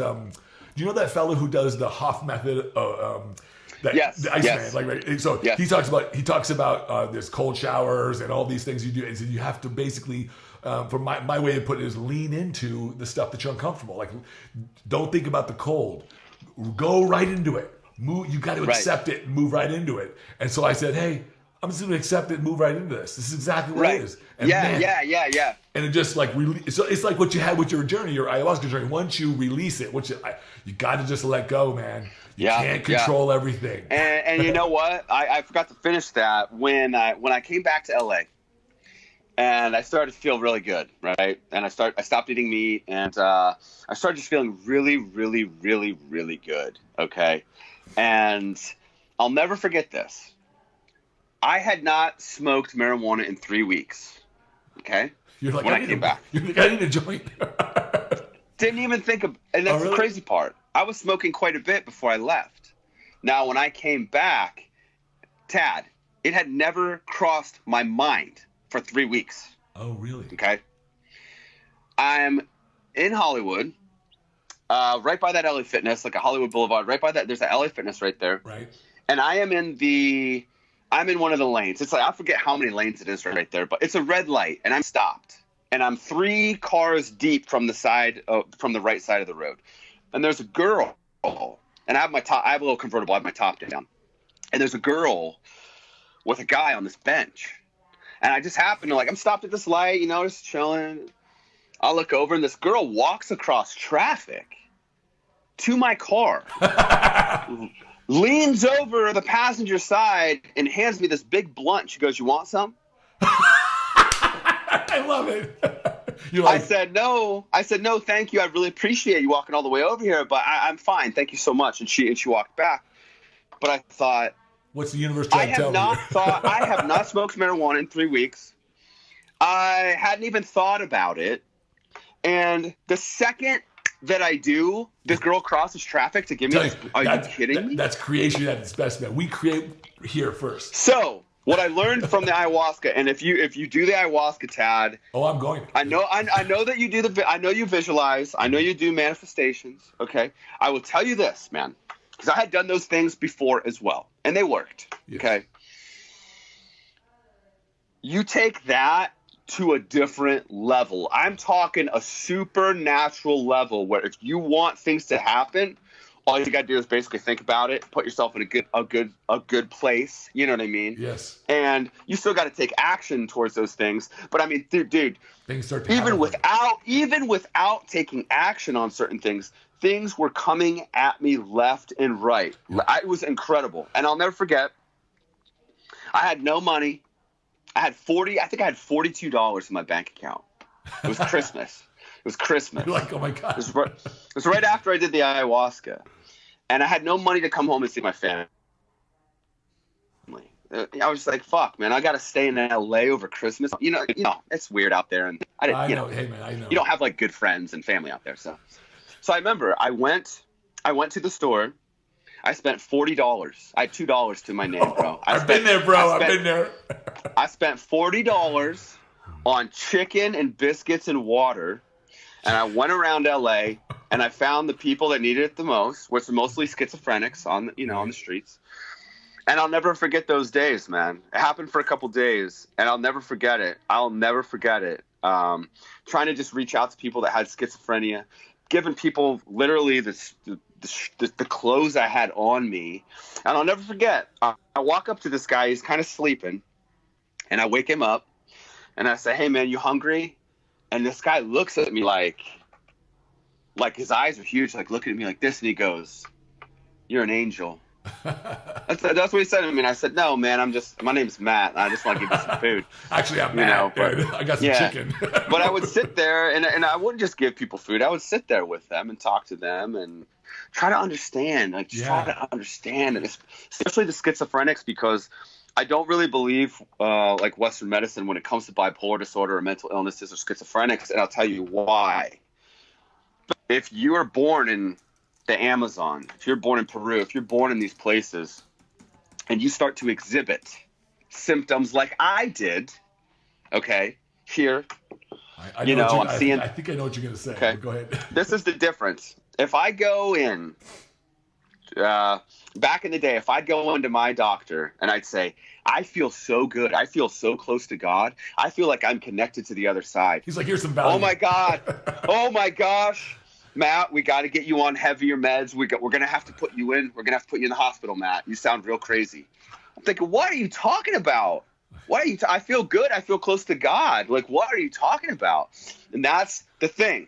This really bothers me, Tad, but it bugs me to the core because of what they do to people in this country that have schizophrenia, bipolar, and the stigma that they have started and kept behind it. Because you could listen to somebody speak and be like, "That guy is the most brilliant guy I ever heard," and then news comes out and says, "Well, he's got bipolar disorder." Right. Oh, he's fucking crazy. Dismiss it. That's what they've done over here, and they've done it on purpose. If you exhibit signs of a mental illness over here, you are put on hard pharmaceuticals, and a lot of times you are put in a fucking mental hospital. They can call it whatever they want. That's what it is. Okay. They were going to do electroconvulsive therapy on me, Tad. They wanted to hook up my brain and shock it with a 4% chance that when you hit the switch, you die. They don't know how it works. That's what they wanted to do to me at one point. Now, if you exhibit those same mental illness symptoms in a country that is like, you're talking about the Amazon, you're talking about like these villages and tribes, basically. Right. You are plucked from that community and you are groomed to be a healer. Yes, because they know you are basically having what I call a spiritual emergency. And over here, it's not looked at like that. I've heard about this too. Yeah, I've heard about this. So it bothers me. So if you're born in a country and you exhibit those symptoms, you are groomed to be the healer of that community and you help people the rest of your life. That's what you do. Over here, they put me in a fucking mental hospital and pumped me full of drugs. So I spent the next year in bed, Tad. In bed, a year. Oh my God. A year. This is when I was 20 and I could not work, which means what? I had to rely on a credit card for everything, for gas, for my rent, for this, for that. I racked up 15, 20 grand in a year just basically off of just living. Things needed to live, because they pumped me so full of drugs and they would not listen to me in there. It was just like, "You shut up. You're crazy. Here's some drugs." right? I think this is the model where they try to, where Western medicine and our society in general wants people to fit into a box. And that box, what it looks like for the most part, and this goes true for the educational system as well, that they want worker bees. They want no questions. They want you to fit the mold. They want you to be the drone, so to speak. And I hate to say it like that because it sounds like I'm like a conspiracy theorist, but there really is, to a certain degree, a kind of conspiracy going on that where there's the mass consciousness. They want to keep us all like sort of, like dumb, stupid. And that's the thing. That you hit a good point there. We all have a collective consciousness. Yes. Okay. It's coming alive, man. This is to me, it's coming alive. It's coming alive. But I am a conspiracy guy. Okay. I don't believe everything is what they say it is. I've done way too much research. I've researched too much ancient Sumeria, too much Nag Hammadi library. There's too many things that make too much sense that they suppress. Or they straight just disappears and they lie about. You know what I mean? Right. So for me personally, I'm a big conspiracy guy. I don't watch the news. I don't like the media. Let me just put it this. When I go online and on the media, all it is about I'm a white male. I'm a conservative white male. And I'm straight. I am the most hated person in the world right now. Basically, a conservative white straight male. That's the most hated person in the world, right? Now, when I go to my day-to-day, I'm working with everybody. We got tons of people from the Middle East at my gym. We have a large gay community at my gym. I'm in contact with every sexual orientation, every race that you could possibly imagine. And guess what? There's never any problems. I love them. They love me. In my day-to-day, I never see anything but good stuff. Me too. Okay? Amen. Yeah. Now, I go online, and it's like the media is, this person, I hate you because of this, or you hate this because of this, or this or this. And I got news for people. Right wing, left wing, same bird. It's the same thing. They just, a few different social issues that they get us to argue about is what's creating this conflict. Same animal, two different heads. That's it. It's the same thing. So when I look at the world, I had these questions when I was younger, Tad. I thought, when I was questioning my faith, I would think, how would God allow people to be starving? These kids in Africa, they're dying. They don't even have food. How could this be okay? How is this right? And then I started to realize some things. And I know a lot of people aren't going to share my beliefs, but after I read the book of Enoch, everything made sense to me. I was like, well, the creator God who I am with is not running the show down here right now. Okay? Somebody else is running the show. And let me just say this. There are families in this world, like the Rothschilds, that have an incalculable amount of money. They're talking $400 trillion plus, Tad. Wow. Okay? My question is this. There are 13 families like this if you do your research. Yeah. It's 13 like of these families. They call it the Illuminati, right? Well, it's basically called the Illuminati, but the Illuminati's gotten pretty twisted with mainstream and everything else. But to me, it does exist. It is very real. It has always been around at one underground. There's different secret societies, and they all come together, Skull and Bones.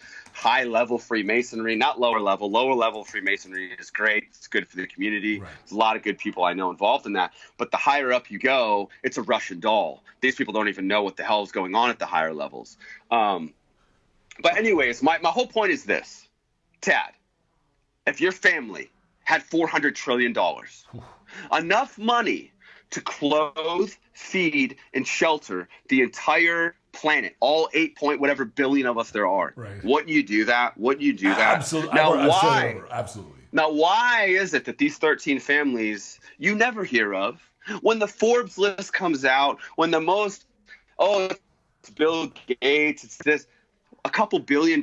This family has trillions of dollars, yet nobody talks about it. They stay out of the news. The McDonald's, the DuPonts, right? Why did marijuana go illegal? The DuPont family and the Hearst family were doing a big logging deal. They didn't want to use hemp. Hemp is way better. Hemp was used for 80% of the goods that we have. Yeah. All the sales, all the cars were made from them. Everything was made from hemp. This big logging deal goes down. The DuPonts and the Hearst family start this whole propaganda, changing the name of cannabis to marijuana, which is the devil's weed, right? Yeah, because I think most people don't realize, but cannabis, the original word cannabis and hemp, cannabis means usefulness. Yeah. Because it's And so useful. Do you know, in this country, for a certain periods of time in the 1700s, after this country was founded, it was illegal not to grow hemp if you owned a plantation or farm. I didn't know that. I didn't know. Illegal not to grow it. You got to grow it. We need Yeah, it. and that's the thing. Like, they don't. And that's what changed the game was DuPont's, the Hearst. They had a big fucking deal. They want everything was paper. Everything could have been hemp, and that's why they started the propaganda. Which then people that voted down against it didn't even know what they were voting against because they changed the name of it. Oh. And then you have, and think about back in the day, you don't have technology like we have. You got one, maybe one movie theater or radio. That's it. Yeah. So what do? They come out with these movies that say basically, yo, if you smoke weed, you know, like, you know, you're gonna go rape somebody. Yeah, they have all those reefer madness videos. And stuff. That's what I'm talking about, reefer madness and all. And I'm just like, well, anyways, they used, actually, I don't know if you know this, but they used, if you go back, my ex-wife did some research on this. My brother, who does research on, or he writes on and does research on, like, racism and ethnic identity and diversity. Sure. And he said that those original videos, were set up to do two things. One, to really demonize marijuana, but also to subjugate black people. Because if you look at those reefer madness videos, what they're really saying is, this blew me away. What they're really saying is, if you look at the videos, this is the way they structured it. If they don't say it in these words, but they give you they insinuate this.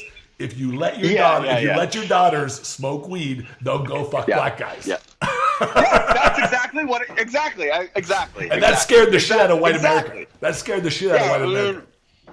But I mean, the whole thing just drives me nuts. Even like I said, with the opiates, and we know how bad they are for us, yet they push us down our throat. We have other plants that we could use, but like you said, with kratom, even they're cracking down on that. I just saw last week on the Drudge Report, a woman got arrested. A 75-year-old grandma got arrested at Disney World in Florida because she had CBD in her purse. They arrested her. They threw her in jail. She was in for 24 hours. It's not illegal at all. I know. There's still a gray area from the federal government. Well, I can go and buy CBD right now, and there's a million stores here in Arizona that sell it. But they're still arresting people. Like I'm saying, this just happened. Look this up. This is a true story. They threw her ass in jail for 24 hours, a 75-year-old woman. And when they asked her what it was for, I felt, dude, you just feel bad reading the article because the woman's like, I have arthritis, and this is the only thing that works. Shit. So, that's why, like I said, I'm a conspiracy guy. Even with the foods, bro, if you go back and you look at the early 1900s, we used to use fat. Right. For flavoring, okay? That's what we used. Then the government came out and they did a study using chickens where they fed chickens straight sugar. What happens to the chickens? They got really sick. What did we do right after that? We started using sugar to flavor everything. Well, we use high fructose corn syrup, and because we have a huge corn lobby, we overproduce corn in this country. We feed it to all of our livestock. That's not their native food. No. And by the way, it's the most. And I tell people this. There's all kinds of research that supports this. That when you put that, our body was never meant to really break that kind of sugar down. So it doesn't know how to handle it very well, and it's what makes a lot of people fat. Is this, and they put it in everything. And then you go over, and I would just in DR, I'm looking at even just at the labels, like on the Coke, and their ketchup, they don't put it in it over there. It's only here in the United States, and then Europe and Canada, you can't even buy half this stuff. Well, that's what I was going to say was this is what I read. 80% of what you can buy in the stores here, you can't buy in most other countries. That's about right. That's about 60 to 70%. And the thing that's scary to me is you can take, one example, cereal. One example. Go down the cereal aisle. There's hundreds of cereals, correct? Now, I saw this study where they did this. They took all these different cereals. They took them home. They put them in a blender. They blended them up. They added water. They took a special magnet, a big special magnet. They put it inside the plastic bag with everything else, sloshed it around, took it out, took a hairdryer, dried the magnet. They scraped off a fucking tablespoon of metal. Metal? Why is there metal in the fucking cereal? So not only is there metal in the cereal, But now think about it. I'm a grown man. You're a grown man. Okay. Metal, it ain't good for me, right? Now, who predominantly eats cereal? Children. Fucking kids. Children. Yeah. How much do kids weigh? Kids weigh 30, 40, 50, whatever. It's not good, man. And they know that. They know what's going on. Just like I said with the study, when you give all these chickens sugar and it kills them, wouldn't you say, man, it's a good thing we don't use sugar to flavor? No. Instead, and why is that? Money, bro. Keep us sick. Big pharma. And that's the thing that's crazy. Even like the ice guy you were talking about. What's his name? Wim Hof? Wim Hof. I forget his name.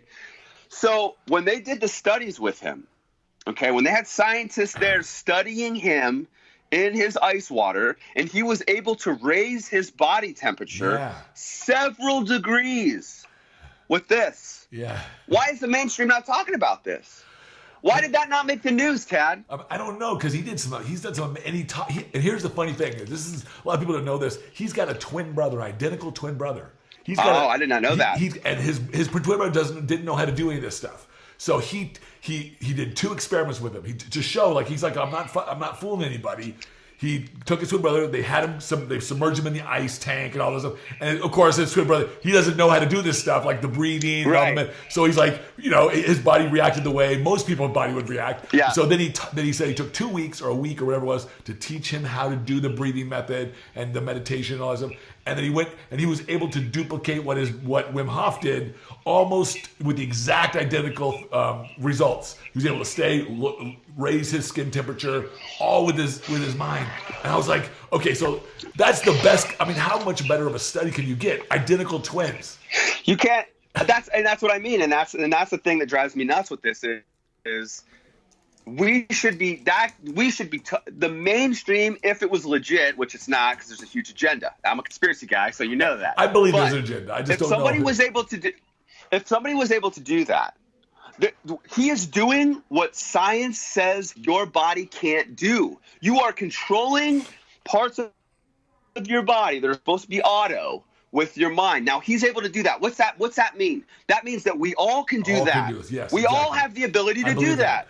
And in my opinion, when somebody does something that miraculous and it's completely avoided and suppressed, in my opinion, there's a reason for that. They don't want us to be able to do that. I believe that you can heal your body. You can. I believe so. Through your mind. It happens all the time. There's all kinds of. It does. Yeah, you're right. It does happen all the time. But people say. But people, I think what the media and medicine will say things like, "Oh, it's just like 1 in a million. It's just like it's a fluke thing, or there's always these anomalies." Right. Well, the anomalies really is I think what we've made the anomaly is the norm. we've disempowered ourselves and it's all because of what you said. It's this belief. It's like if you don't believe you can do something, you won't. You and I know that. You and I know that just from bodybuilding and from fitness. You got to believe that you can go off and do this stuff. It's got to be a mindset. Well, the same thing goes true for everything else. Your brain is the master controller. This is the motherboard up here. We're and what we put into it, our beliefs, our thoughts, our all these things are all under our control. And so it makes sense to me. But everybody wants a pill. Everybody wants these other things that they seem to think, and that's what they're telling us. They're basically trying to tell us that, look, this is the solution. You can't control it. We can help you control it, so to speak. And I know and there's all kinds. I think money. And that's to me why. Well, money has a lot to do with it. You always just follow the money trail, right? Exactly. But to me, that's why something like ayahuasca is still so suppressed and still illegal, because I think you have guys. I think when you liberate people like this, like because you're talking about a really liberated frame of mind, I think it kind of scares the shit out of people who have control. Because they lose control. Yeah, well, you're taking control. But my point is this: like, let's say you join the military, you go overseas, you see some bad shit, man. You come back. This is what happens to all these guys. They come back. They have PTSD. Yeah. They are put on hardcore pharmaceuticals. Okay, they get addicted to that because of the opiates. They run out. These are good men. These are family men. They run out. The next thing you know, what do? They're starting to do heroin because it's all they can get their hands on. They're doing heroin. This is going on in every city and every town across the United States. Now, this is what pisses me off, because there are certain people that come back and they might meet somebody like me. They might meet somebody like David. They might stumble into some research online. They go down to Peru. They do the ayahuasca. It changes their lives instantly. Yeah. That's the thing. I did one trip. I know that there's supposed to be another trip coming up that I may or may not be a part of with Heather. We're supposed to shoot a documentary on ayahuasca down in Costa Rica. And it's the same thing. It's a week long. Four ceremonies, and then other types of meditation and stuff like that included. But my point is, it hurts my heart to know that these guys come back and they're put on hardcore because it's all they can get their hands on. And then when it runs out, they're addicted. It's not, to me, it's not really their fault. Your body becomes addicted to these opiates, and then you run out and you need more. So you either start lying and try to get more, or you go and you start buying heroin. And that's what these guys are doing. When this could all be avoided with plant medicine. I've seen documentary after documentary. I saw a documentary. This woman got raped by 13 different men. Oh my God. At once. Oh my God. That just hurts me, man. When she was like 20. Okay, now this woman's like 40-some years old. Now, when you look at this woman, you can see she's had a rough life, man. Yeah. You can see alcohol, smoking. What is she trying to do? She's trying to fucking self-medicate and deal with this trauma. She's trying to release the trauma. They did one ceremony with this woman, and then they recorded her after, like you were talking about. Completely different woman. You're removing the trauma. And that's the thing with the ayahuasca. Once you drink the ayahuasca, it is like those fears, those traumas that you don't want to think about, that you always push to the side. You cannot push to the side. They are in your face. They're in your face, and there's no avoiding it. There's a lot of times in our life, what people don't realize, I think, is that when you have a trauma, especially early on, and you don't know, when you're a child, you don't know how to process this stuff. You don't know how to process it. So you're the best way the body knows it actually, that's an energy that your body, you don't release, and it stays there. Yeah. Right. It stays in your body. And as you get older, it manifests itself in all kinds of fucked up conditions. Yes. Cancer, you name the neurological diseases, diabetes, you name it. This stuff, it fucks our bodies are supposed to work. We're supposed to be happy, joyful creatures. That's the way we're supposed to be. But we have sort of done this to ourselves in many ways. And so I think ayahuasca is one of those things that helps us to return back to our natural state. Yes. Like a homeostasis of your soul, your spirit, your consciousness, where it's supposed to be. And there's one more thing that I think is important too, and this is just crazy. This is ludicrous to me. Heather's a dentist. I keep mentioning this. Okay. But I mentioned that because she went to a lot of school where she had cut brains open, and she looked at the pineal gland. But they don't call it that anymore. They changed the name, so it's less. What do they call it? It's just kind of like, it's some left ventricle something. It's it's just that, But my point is this: when I met her, I was already like this with all my research, and I was like, "Listen, I hate fluoride. I don't believe in fluoride. I can't believe you use fluoride." And she was like, "Listen." She was like, "Listen, I don't really use it that much. I believe what you're saying. I've done the research. Because a lot of dentists, my old dentist who I love to death, he would argue with me all the time. I said, bro, don't give me no fluoride. It's going to calcify my pineal gland." Oh, man, until I did the research. Harvard did the research. Go look at what Harvard said. What did they say? It lowers your IQ. Oh, shit. I don't like that, man. It lowers your IQ. So you mean what did they do? Every time I brush my teeth, I get stupider? Yeah, pretty much, Dad. Pretty much. But the thing is, people can research all this stuff. I urge you to not listen to what I say, but to go question it and look it up, because you're going to find out your own truths. But the first place that fluoride goes is to your pineal gland, and it calcifies it. Oh, wow. So how do you do? I haven't done any research on this part because I didn't know you could actually cleanse it. So is there? Sure. But I know that you can't. Yeah. So one more thing. During the Holocaust, what did they put in the water? Fluoride. Yeah. Why? Makes you slow, makes you docile, makes you accept your fate. Right. No one's going to fight back. It is my basically, point. I think of it as blindfolding you spiritually. It's a blindfold. It's blindfolding you spiritually, but scientifically, it is calcifying your pineal gland. Now, we all know there's fluoride in toothpaste. Okay, what people don't know is fluoride is in everything now, and it's not labeled. It's in all types of shit, and it's not labeled. Now, I had a buddy that used to work for the water department up in Washington. Okay, this is years ago. This conversation came up. I said, "What's the deal with the fluoride, man?" Da, da, da, da, da. He goes, "Matt, it comes with a skull and bone on the 55-gallon drum. Like poison." We are full hazmated up, dumping these 55-gallon drums straight in the water. And it's Why? I think originally they said it would help with tooth decay and all this stuff, but Okay, so let me put it this way. It can help with tooth decay. In no other part of your body is there a positive for it. right, exactly. It's all negative except for, my teeth, which, dude, there's many of other things. Heather was like, "Oh, you can use this instead." I'm like, You can use "Great. Why the hell would I use fluoride?" I think you can use Remember baking when- soda, right? Yeah, you can use baking soda.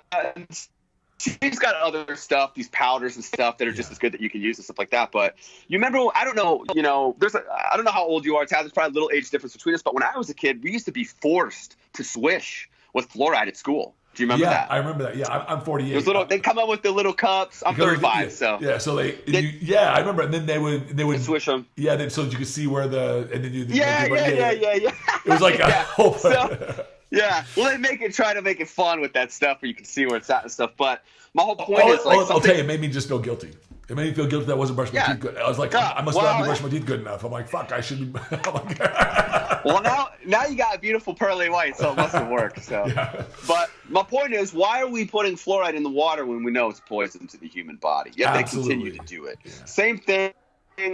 I won't go too far off here, but you go online and you can go back as far as once the internet first came out, and you're gonna read stories and studies from farmers that would see chemtrails. They would see these big chemtrails in the sky over their farms, and some of the farmers started to put out these big tarps.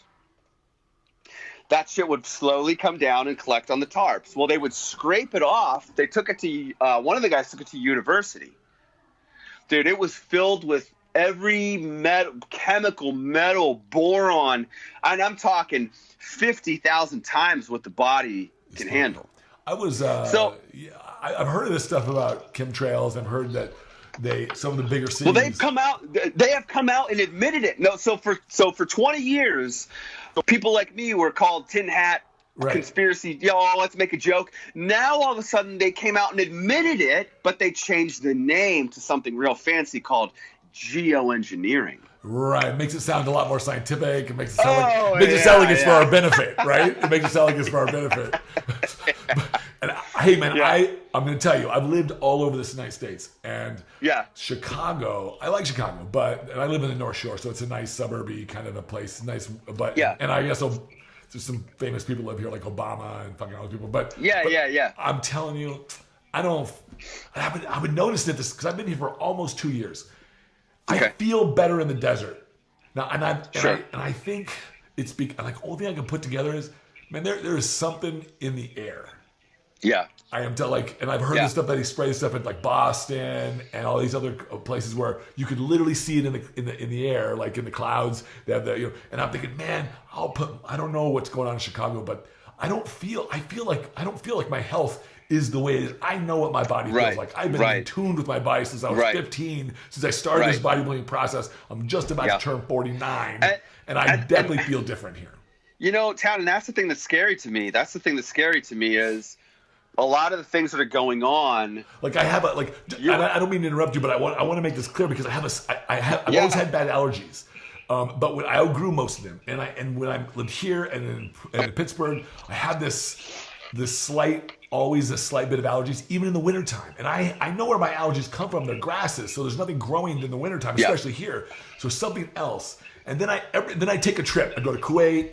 I go to DR this last weekend, and I go out of the country. I go somewhere else, and all of a sudden, literally fucking overnight, I have zero allergies. I have no postnasal drip. I'm not blowing snot out of my nose. I'm like, my body feels better. My body feels better. And I'm like, so, and I'm breathing. And that's the thing is, and guess what? I didn't bring my CPAP machine. I forgot to bring it to the DR. I didn't need it. For some reason, all of a sudden I could breathe at night when I'm over there, and they don't have the kind of mission controls we have here. So it's not right. And when I went to Thailand, same thing. Zero allergies. Yeah. So I'm like, there's something else going on, man. And that's the thing is, the things that are going on that the I don't know, the man, the machine, the government, whatever you want to call it, that they straight up lie about, or they make almost like a mockery about, or there's so many things going on, like with this 5G network. Right. What's going on with that? My phone says I'm on 5G. 5G. Yeah, so like the 5G is like all these new towers that they're putting up, right? Now, when you see these people working on these towers, again, they're in full hazmat suits because of the radiation and everything else going off them. Now, people that are this all just started happening in the last couple of years too, with this 5G and the new towers and all this. So like in certain areas where they're putting up these towers, you're having like 10 kids from one school all of a sudden have fucking cancer, brain cancer. Oh, jeez. And that's what I'm saying is there are so many things that are going on through different frequencies that you cannot see that are affecting your health and your body that you probably will never figure out because it doesn't exist. Or if it does, you're crazy, Tad. You're a conspiracy guy. You don't know. It could be this, could be that. But I'm telling you, there's a lot of things going on that they would never admit to. Dude, look at something like the Vietnam War. Yeah. Started by a myth, the Gulf of Tonkin. Never happened. We went to war over that. Oh. Time and time again, I don't know if you've looked into HAARP at all. HAARP. They can control the weather, and they've been able to do this for a long time. They basically they're not doing a good job. This shit is starting to fuck up everywhere. Well, that's my point. Like when we have these massive events that happen. Yeah, climate change and stuff like that. But you have to understand, like in a lot of other countries, people know what's going on, and they'll go to these HAARP things are. These big like satellite looking things as far as I can see. And basically I don't exactly know how it works, but basically what they do is they create this power that's able to penetrate the ionosphere. So the ionosphere is like this, and they're able to make it bubble up. Oh. Once they do this, they can control aspects of the weather.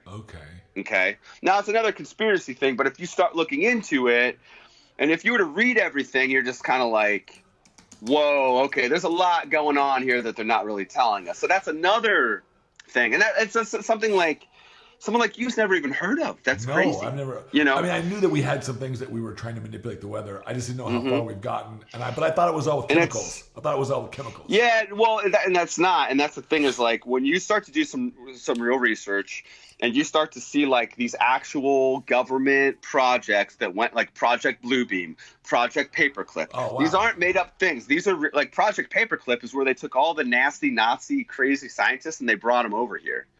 You know what I mean? What the fuck? So this is going way off tangent, but listen to this. I got to train with Chester from Lincoln Park several times. That's awesome. He had a place out here, and I was working. This is maybe 10 years ago. I was working at a gym out here in Arizona, and he had a big place out here. And he would come to my gym, and everybody would bombard this poor guy, and I always left him alone. And then finally, after he came there for a few weeks, he came up to me. And he was like, wow, dude, you're in great shape and da-da-da-da. And I said, well, why don't we hit a workout, bro? So for 2 days in a row, we trained for hours together. So I probably got like 4 or 5 hours with him. And I was fascinated by him. He was a great guy. And, he took his own life here not that long ago. But he was Chester from Lincoln Park. Yeah. He was a great guy. Had millions of fans, millions of followers. Lincoln Park, awesome band. But when he died and he committed suicide, I started reading into him more. I started going, why would this guy do this? Let's get to the bottom of this. What's going on? I started researching, well, why'd they come up with the name Lincoln Park? Right? It's near where I live. I mean, not near where I live, but it's in here. Yeah. So, but the band was called Lincoln Park from Lincoln Park, Canada, which is which is a base which is a military base. Oh. Okay, because of his dad. Okay, now when I started, you're not going to like this, Tad, very much, but I'm going to tell you because it's very interesting. You can research all this. It's factual. Research it. It's called Lincoln Park. It was a base up in Canada. They were doing testing on twins. What? I'm a twin. And I'm talking some nasty Nazi crazy like shit where they would literally, you can read all this, bro. This is all, some of it's obviously, after so long, they have to unclassify certain documents or let, certain things free. I'm still waiting on the JFK thing, but we already know who did that. But anyways, what they would do is one example that was reported was they would literally take you and your twin and sit you guys across from one another. And they would cut your brother's arm off and watch how you react. Oh my God! These are the kind of crazy. That gives me nightmares. These are kind of, and like I said with Project Paperclip, we brought like 100 or 200 of those types of people over here to continue their work. It was very hush hush, but it's called Project Paperclip. But there's all these different things that all these different Project Bluebeam, all these different military projects that they've done that have been released that you can read about. They'll blow your mind. They keep them. They don't advertise this. They keep it very suppressed. Just like, Anderson Cooper was in the CIA for 2 years. People don't know stuff like this. These are the people that are supposed to be reporting our news, but they're actually within the CIA. Trying to control the ebb and flow. I think they're trying to control the ebb and flow of the dissemination of information and what information comes out there. They're trying to control everything. And I think right now, I don't think that it was ever expected that the internet could change all that. That when things, because that's essentially what has happened. The biggest change with technology is information gets to people faster and easier, but all information. That's correct information and misinformation. So you have to be able to weed through the misinformation as well. Yes, and that's the thing is, I started realizing this maybe 5 years ago with how uneven the internet was on certain things that you would type in. Okay. So, and the study just came out. They just did a study the other day where it was like 88% of the stuff that pops up first is liberal, 12% is conservative. So you got to dig a little bit more. This is a proven fact. This came out like Rutgers or something like that. Maybe just a few days ago that information came out because of the censoring they're doing on Facebook to basically write more or less the right-wing conservatives, Alex Jones, Laura Loomer, Joseph Paul Watson. These people have been completely shut down based off their opinions, which I think is wrong because I think we live in a free country, man. We have freedom of speech, so we should be able to.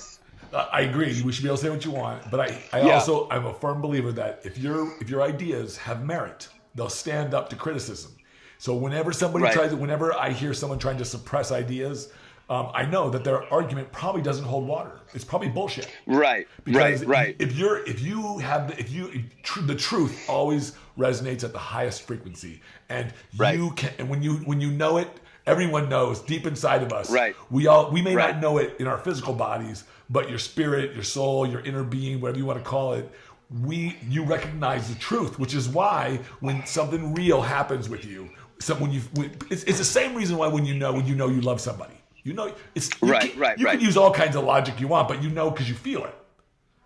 Right. And the same thing goes true with anything else. And so I think that whenever I hear this, whenever I do, the one thing I really distaste leaves a distaste in my mouth is to suppress people's ideas. Suppress anything of that nature, because I believe that, hey man, if my idea is good and sound, it will stand up to criticism. And I don't care if everybody likes the idea. That's not the point. The point is that hey man, I want someone to pop holes in it. If it's got that's not. Yeah. So I totally 100%. I'm right there with you. Yeah, it's just. It's I see what's going on, and I've been seeing it happening for a long time online.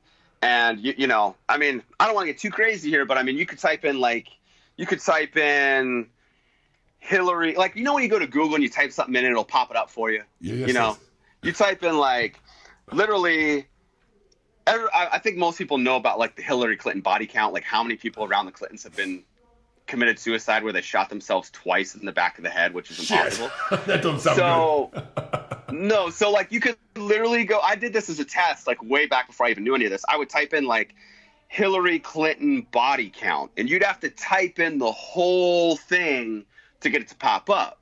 But you could type in like Donald Trump, and it would be like, is a freaking idiot. You know what I mean? So it's like, and these are extreme examples, and I don't want to get too political here, but there's always a side that's more or less protected, and then the side that's more or less suppressed. And that's what bothers me is when you have certain people that are just trying to get they're trying to get what they think is the truth out. They're not hurting anybody. There's no hate speech involved. But then you like on Facebook, but then you go on Facebook and there's still active hate groups that are still allowed to be there. Doesn't really make much sense to me. No, and I think a lot of times, whenever I hear hate or whenever I hear that kind of stuff going on when it comes to opposing any ideas or opposing different groups, I always think to myself, whatever's going on here, it just tells me that this is based out of fear. That this is hate. Hate always comes from a place of fear, and people who are afraid will say and do almost anything to keep it. And to me, that just screams of inauthenticity. Like, your idea must not be worth much if you have to support it with hate, violence, or anger, or it must not be. If my idea is worth something, man, like, I never have to push love at anybody. I just love. Right. You know what I'm saying? Right. So, but when it comes to any of these ideas, so I'm always skeptical. So, like, for instance, like, and I don't, again, like, with this whole thing about building walls and all this stuff.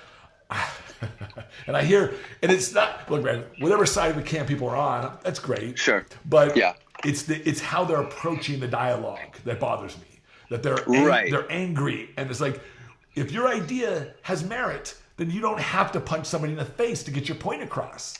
Right. And if you do, there's something wrong. There's something wrong with you. With your, it's like, I agree 100%, but I also think the media picks and chooses, cherry picks what they want to put out. Because I live in Arizona, okay?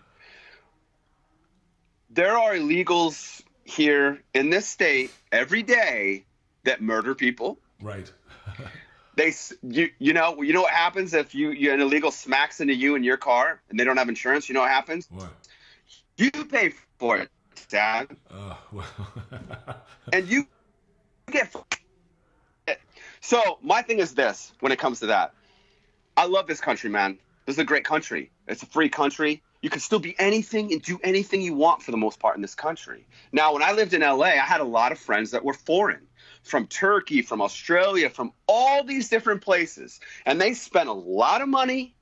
Had lawyers, had to learn English, and they were very proud to be here, and they did it legally. And those were some of my favorite people when I was out there. They love this country. They worked hard. Those are people like that are very much against what's happening, okay? Because they did it the right way. And I think everybody to come over here, they do, okay? But can I just go walk up into Canada? No. No. No. Hell no. So, and the other thing is this. If I want to go, I mean, trust me, bro, living in Arizona is when you see people get everything, who are not even here legally, who do not put anything towards the economy, but they have a phone, they have better insurance than I do, they get food stamps, they get money for rent. It's crazy to me. Now, if you come over here and there's a vetting process and you do things the right way, like the people I just mentioned, bro, I'm all for it, man. I will help you. I will do anything. You're my friend.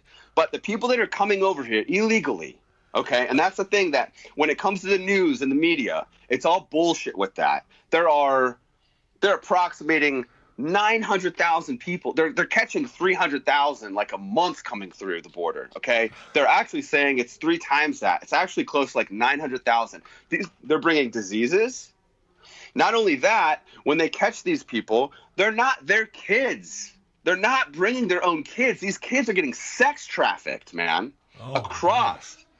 like they have these things called coyotes that help these people cross, and there's all these ranchers down here in Arizona that obviously are against it, because when they go out, what do they find, dude? They find kids being sexually abused coming across. So that's the thing. The media has completely twisted it. I live here. I believe that if you want to come here, you should come here, but you got to do it the right way. Just like if I went to go to a different country, I can't just walk down there and get free this and free that and free this, and we're letting them vote. It's insane to me, Tad. Wow. It's completely insane to me. Well, I have to agree. I think there should be a process, but I do believe in an open door policy. I believe that we should all be contributors. Every single motherfucker. Yes, we should yes. all fucking contribute. If you want to, I mean, I could never. You couldn't just walk into, like, take a sports, for example. You can't just walk onto a team. If you're going to be on a team, you got to contribute. Right. If you're in the United States, this is the team you want it. You got to contribute. Yeah. Everyone needs to pay taxes. This is. Yeah, exactly. That's all. Exactly. Just like the people that come here legally. Then I'm happy to give you whatever the fuck you need. Like, yes, I'm happy. Exactly. I'll support that. But if you're not, let's just contribute. You know, like, and that's the problem. Otherwise, you're a thief. It's a very small percentage of people that are coming over here the right way. Everybody's coming over illegally. And I always ask this. I'm going to ask you this because I'm going to play devil's advocate here. And I ask this to everybody that holds the open door policy. When you sleep at night, do you leave your door wide open, or do you lock that door? No, I lock my doors, man. Okay, yeah. That's what I'm saying. You can't. There might be 10. I get what you're going. It's a good analogy. It's a good metaphor. If you have 100 people that come through illegally, there might be 10 good people. But I would say this. You know what I mean? I want to qualify my answer. Okay, go ahead. No, we're done. Time's up. I would love to leave my door wide open. In my own idea, in my happy bubble, I would leave my door wide open. But I don't live in that. I don't live in that world. All the way. I have to live in a world where I feel compelled to lock my door because some jerk off might decide to come in, because my home is worth $1.2 million, and they want to come in and try to steal some shit or you know, whatever. I don't want to take that chance. You know, I have a daughter. I have this.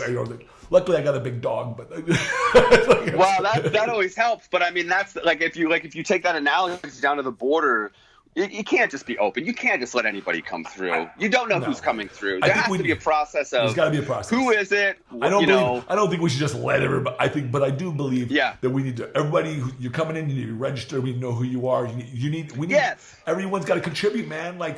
This is not.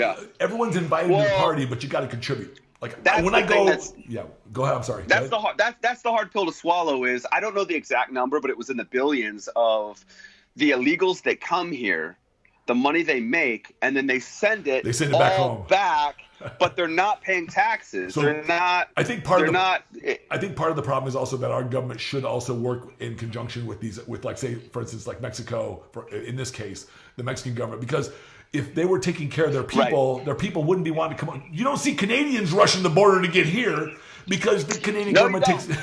but they're rushing over here because they don't have many other options.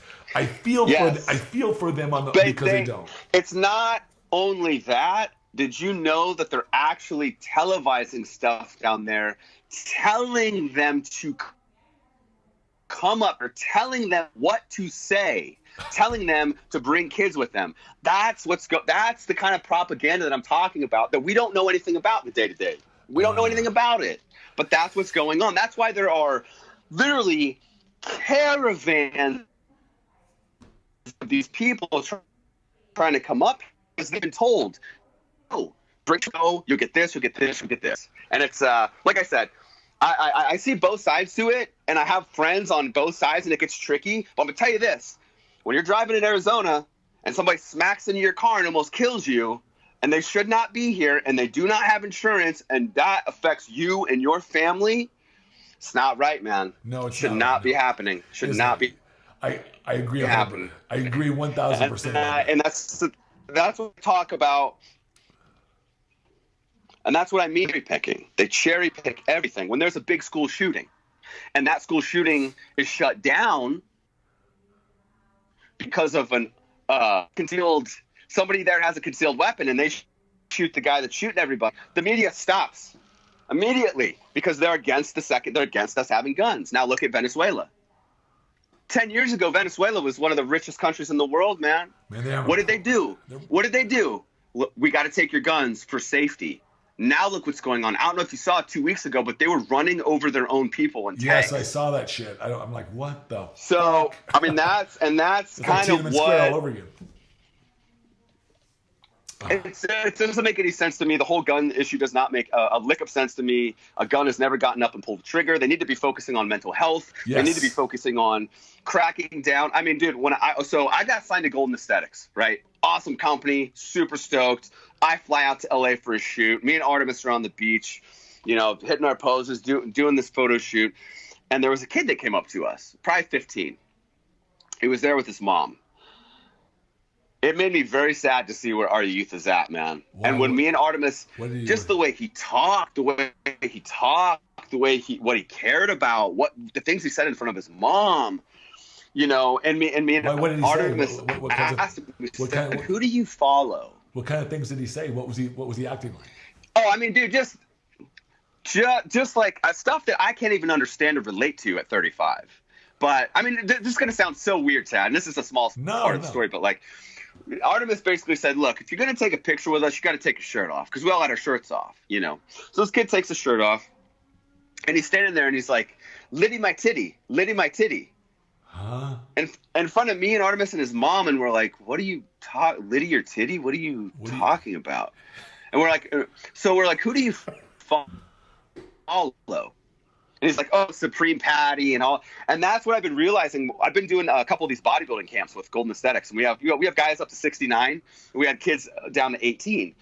And it's who these kids are following. That's what's doing it, Tad. They think that these kids that it's cool to do this. It's cool to do that. And I was like, wow, this is bizarre. I go to the Golden Aesthetics camp in Key West. There's a kid there. I walk back to the van to eat. There's like 50 people. We're all doing this big photo shoot. I walk back to the van to eat. This kid walks back with me. I could tell he wants to talk. He wants to talk to me and stuff like that. We sit down in the car, and I said, what's your story, bro? What do you want to do with your life? First thing out of his mouth, I just want to be flossing, bro. I just want to bang bitches, bro. I'm just like, wait, what? What are you talking about? So I give it to, I'm a no bullshit guy. I'm 35. I've got no problem being who I really am and just really saying, hey, this is who I am, man. This is what I believe. Okay. If it resonates with you, great. If it doesn't, so what? It's a free country. Who cares? But I said, what really makes a man? His character, his morals, his ethics in life. That's a fucking man. He wasn't really having it. Okay, blah, blah. So we have this big round circle. Artemis allows every guy a lot of time to talk about him. So he'll ask him questions, and it's so everybody can get to know everybody. And there's like 50 guys there. It takes a while to get around. Everybody's like, hey, what do you want to do? I want to open up a gym. I want to do this. I want to do this competition. And everybody's so positive and fun. And we get to this kid, and Artemis is like, so what do you want to do with your life? I want to break up marriages and bang married chicks. That was where the first words out of his mouth, and you could just see everybody like, whoa, is this kid joking, or no? That's how that kid really was all weekend. That's all he talked about. Man, and I was just thinking, I'm like, dude, you're in the wrong group, bro. I think what? All I kept thinking about was this, Tad, with this kid. He's going to go through life treating women like shit, doing everything he said, breaking up marriages, until one day he's going to fall in love with some woman. And some little kid's going to come and that fucking karma is payback is a bitch. Yeah. I'm just like, but anyways, get back to my point. Like, that's the youth. That's where we're at. And it's all because of social media, in my opinion, and what they're allowing. And everybody's a fucking hypocrite, dude. I'm sorry.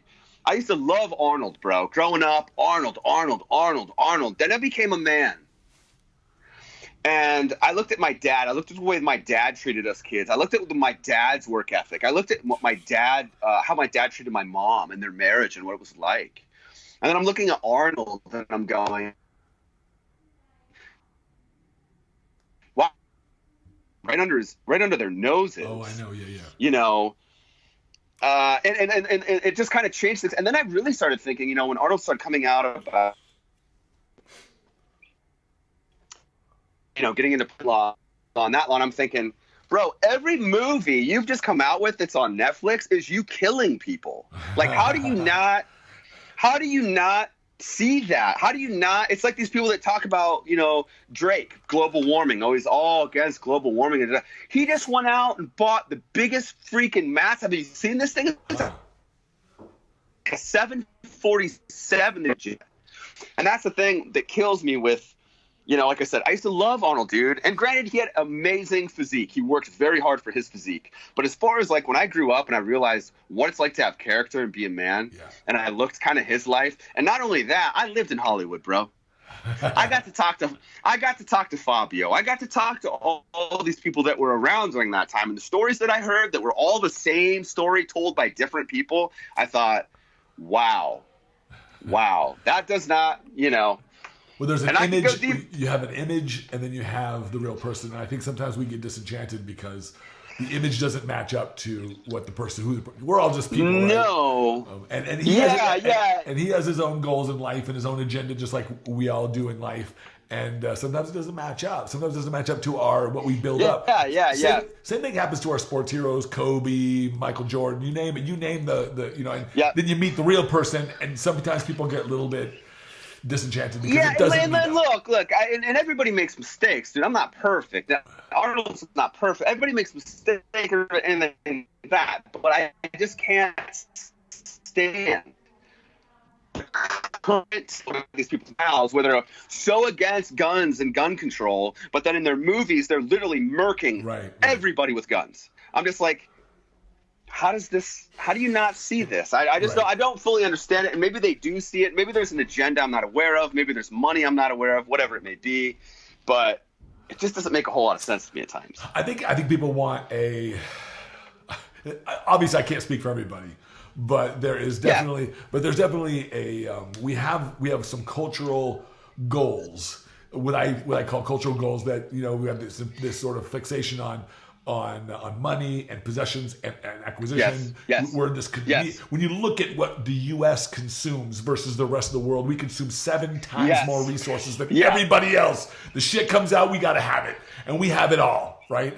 And I've gone to these different foreign countries, like in Asia. We have so much more than everybody else. And even the lowest of the low, they got it all, like the phones and technology. So we have these goals, these universal sort of social societal goals, and they're really in conflict oftentimes with, or at least with getting all of them, they're in conflict with really developing what you're talking about, what a really good, mature, good-natured character, and I think that people want, that people really want, that we really want. And there's a lyric I used to listen to by this Christian rapper, and it was really good. He said, "If you think being meek is weak, try being meek for a week." Amen. I like that. Because that is the hardest thing to do. When somebody cuts me off in traffic and flips me off because they don't like the car that I drive or the way I look, you know what I mean? It takes a second to go, you know what? It's funny. Them. They're dealing with something that I have no idea what it is, and they're projecting that onto me. It's kind of funny you say that because I was just thinking about this exact same fucking topic this weekend. I'm thinking to myself because I'm a very nice person, and the person I get this kind of comments about, like, oh yeah, nothing bothers you, Ted, you're easy going. I really appreciate that about you, and I love that because that's the kind of person I want to be. It's because I want to always present my most loving, understanding, and excited and happy self in every interaction I have. That's all I want to do. And when I feel I can't do that, you won't see me interact as much. I'm going to pull back and I'm going to center myself so that I can always. So same way, bro. Same way. But oftentimes people mistake kindness or that as a softness, as weakness. And I'm like, I was telling somebody else this. I said, look, kindness is the greatest form of strength that you could ever have. It is. Because anytime someone's ever come at me with aggression or with frustration or with this hardness, that's fear, bro. Fear is the epitome of weakness. Because when you're strong, when you know your real power, when you know who you really are, I know you know who you really are. When you know who you really are, then man, like the stuff that people, it don't make a difference. Like, hey, man, it's all good. No, it's all good. Like, yeah, when you've gone to places where you can see that your light is brighter than anything else. Right. It's like that you ever imagined. Like you did. You said when you went on your journey, you saw, man, you lit up like the entire globe, if you will. It's like, man, when you realize like that's who I am. I'm connected. Right. I am everything. That's who I am. It's like, and so like then what you're arguing over is the way I put it is what people put at you when they come at you with anger or with frustration. It's a reflection of what's going on with inside of them. But we all try to take it on ourselves. Yes. We try to take that. It's like, man, I do my best these days not to do that. Like when I feel something rising up inside of me that doesn't feel comfortable, I immediately say, whoa, take a step back, Ted. Center yourself. How good are you? Everything is really, really good. Like nothing's bad going on here. Like, I may not like, and whatever situation it is, what am I supposed to learn? What am I supposed? Right. And what good stuff can I look for? That's the real question. I'm always asking myself, what good stuff can I look for? There's something good here. It's a hard one for a lot of people, I think. Because I was never the guy. I was never the guy that got upset when people flip people off on the freeway. I'm not that kind of guy. Like I know some people are. I've never understood it because it's like. Well, that's the thing. Like with the whole road rage thing, because when I was younger, I used to get out of my car on people all the time. Oh shit! All the time. Mm-hmm. You'd be pretty surprised how hard people are when they're in their car, and then when you walk up to their truck or car in traffic, they pucker up real fast. Yeah. But you can't do that. I learned a while back, I'm a completely different kind of person now than I was when I was doing that. But now, this day and age, you can't do that, man. No. Especially not in Arizona. If I aggressively walk up to somebody in traffic and they shoot me in the chest, it's self-defense for them. Oh, wow. You can't, but back in the day, man, I used to get out of my car all the time on people. And what I realized and then like as time went on, I stopped doing that. And then I would witness other people road rage, and it was kind of crazy because you're thinking, when you step back and think about it, you're like, all right, this cut me off. So what did this cost me? Maybe a millisecond from my day. Maybe. Nothing else. Didn't cost me anything else. Now, if I come unglued on this guy, it's because I have other I think like this. Most people that are like that are like rubber bands, just so tight, and anything is going to set them off. So if it's you cutting them off in traffic, they're pissed because their girlfriend just cheated on them, and this happened, and their mom has cancer, and this happened, and that's all inside. Yeah, it's that little trigger that you then take the brunt of. Yeah, you're just. And when I was that way, getting out of traffic, it's exactly what it was. I had all these chaotic things going on in my life that I was angry about and hostile about, and somebody cuts me off. Well, now's my opportunity to take it out on this person. Yeah, these incidences just become the excuse to express what's already going on inside you, and that's yeah. But you can't do that no more, man. And that's all. No. There's been two people that I know from where one of the little towns that I lived in here that have gotten shot in the last year because they got out of their car on somebody, and the one guy just had the gun right on the door. He just shot the guy 8 times through the door. Pop, pop, pop, pop, pop, pop, pop. That was it. And the guy got away with it because it's self-defense. Wow. Well, you can't just come through someone's door. You can't put your hand in someone's window. You know what I mean? I don't get upset in traffic, but I rarely. If I get upset, it's probably because someone's, I don't know. I haven't been upset for so long. It's that's the thing too now. Like when I see it now, it's almost kind of silly to me. But I can only think of a couple of things in this life that would probably make me just instantly just like bang, like a spring go loose out of my ear. Would probably be somebody trying to hurt my daughter, or something like that. Sure. But that would just be pure self-defense, protection mode. I've often thought about that because I'm a very nonviolent person. Like, what would it take? Right. I don't like to think of those things because I don't want to put that thing in the universe. But man, it would be like, yeah, man, I wouldn't have a problem probably taking somebody's arms off if I had to, if somebody was trying to hurt my daughter. Oh yeah, well, I mean, and that's a different circumstances and a totally almost natural thing to do to protect. And that's what we do is. as men, but I just want my daughter to have a good life experience, and and if it's up to me, no one's gonna fuck that up. right. Not if I have anything to do with it. So or and I would do that, but I would do that for you, for anybody. If I saw something like, hey man, like let's all be cool. Let's be cool, man. It's so good. Yeah. Well, you know what? I mean, there's one thing, kind of getting back to what we were talking about earlier with the collective consciousness thing, and with the internet too, like let me just put it this way, like when Justin Bieber, like if you go online and you look at one of his videos and it has 500 million views. I know, isn't that insane? that is affecting the collective consciousness of everything and everybody. That's what I don't. Which is one of the great responsibilities people like yourself, people like me, people like Justin Bieber, people like who have a lot of eyeballs, who have a lot of attention on them. Right. There's a responsibility that goes with that because you're directing the ebb and flow of a certain degree of the consciousness. Sure, and that's one person. But if you look at, what I've seen them do a lot of times is they'll take somebody like Miley Cyrus from Disney. Sure, yeah. How old is your daughter? My daughter is just about to turn 10. Okay. Yeah. So let's say that there's a new girl on Disney. Her and I talk about all the people that she admires.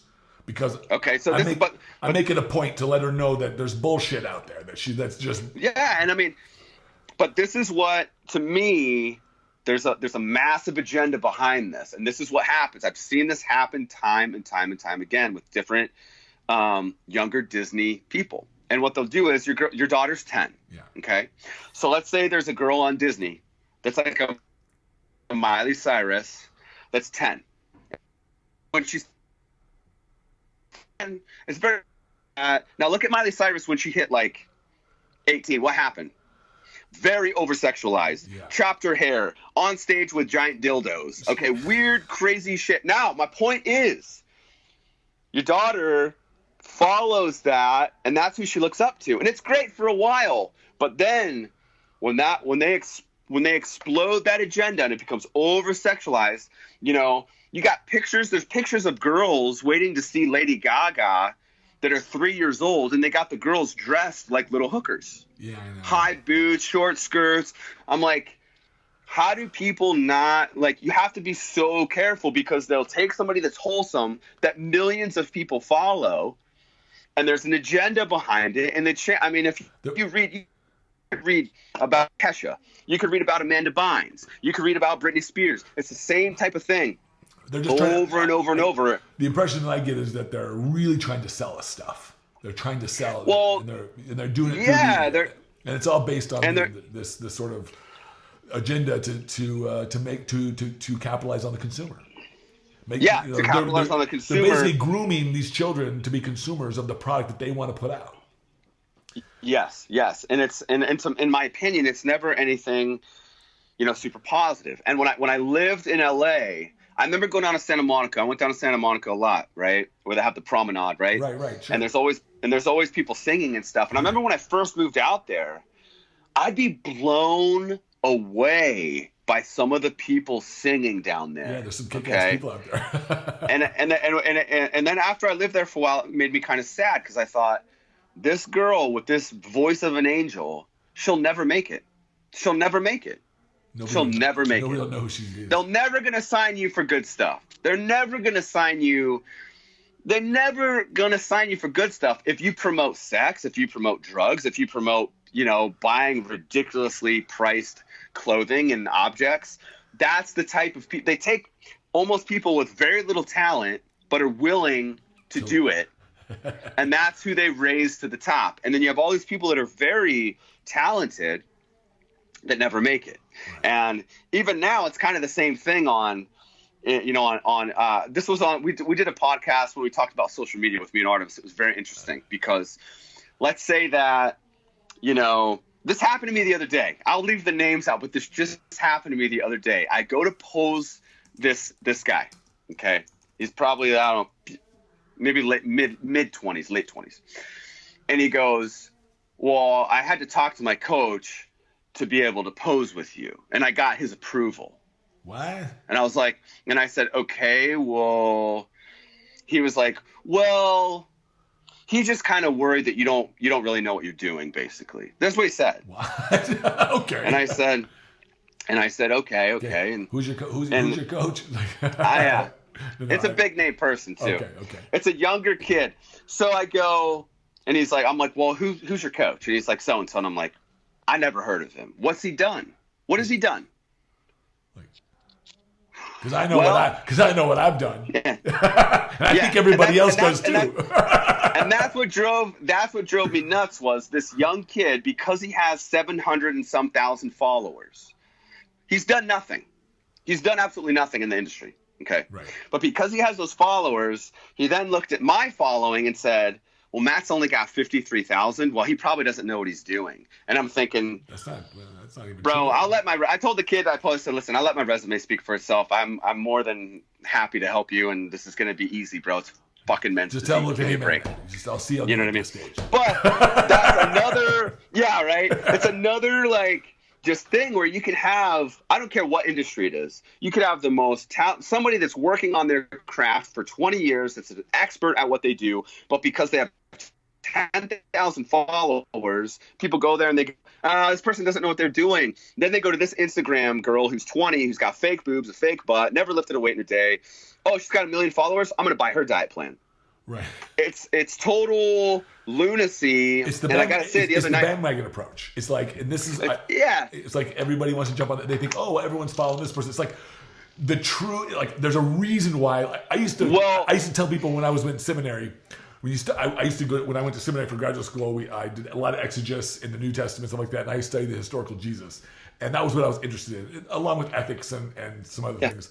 And one of the analogies that's used over and over and over and over in biblically is this idea that people are like sheep. And this is exactly the point. This is exactly what happens. Social media really makes this obvious. It's almost like herds of sheep. Yes. It's like, and you have that part of it, and then you have people just buying numbers. Yeah. Right? You have people that are just straight up buying numbers, buying followers, has nothing to do with anything. And unfortunately, with the way people are, like you said, like sheep, people just go along with the numbers. And I'll never forget that there's a picture of Germany. Okay, it's a sea of people, and they're all doing. I won't do it, but they're all doing the salute to Hitler. Right. They all got the arm up, raised up. There's one guy in the middle of the sea of people, just like this, bro. Who do you see? One guy. You see the one guy. That's me. That's you. That's the one guy. But actually, you're right. People are like, people. Jim Carrey had a really great quote. I'll probably mess up his quote, but I totally love it. He says something like, it's essentially the idea is that when you try to be like everybody else, you run the risk of being invisible. Yeah. And nobody, and everyone's talking about being, my greatness and my legacy and all this stuff, and they're trying to do all these great things. But you want to be like everybody else. Yeah. You got to blaze your own trail. You got to blaze your own trail and follow your heart. People say, because I ask my clients when I take on a new client, I ask them 2 questions. I say, are you positive and do you believe in yourself? Now, I don't have to, there's no right answer for these things. I just want, all I'm trying to do is bring a level of awareness. Like these are concepts and topics that I find important in a person and that will help generate success for you. And the answer is almost always yes and yes. But the answer is truly almost always really no and no. They're only as positive as their best experience of the day, and and they only believe in themselves as much as the conditions in front of them will support it. Once they hit some kind of roadblock, and so that's, to me, it screams like a lot of times this kind of stuff screams of this, that when people, they really they don't look, they're not developing inside. They're not developing inside. They're not looking inward.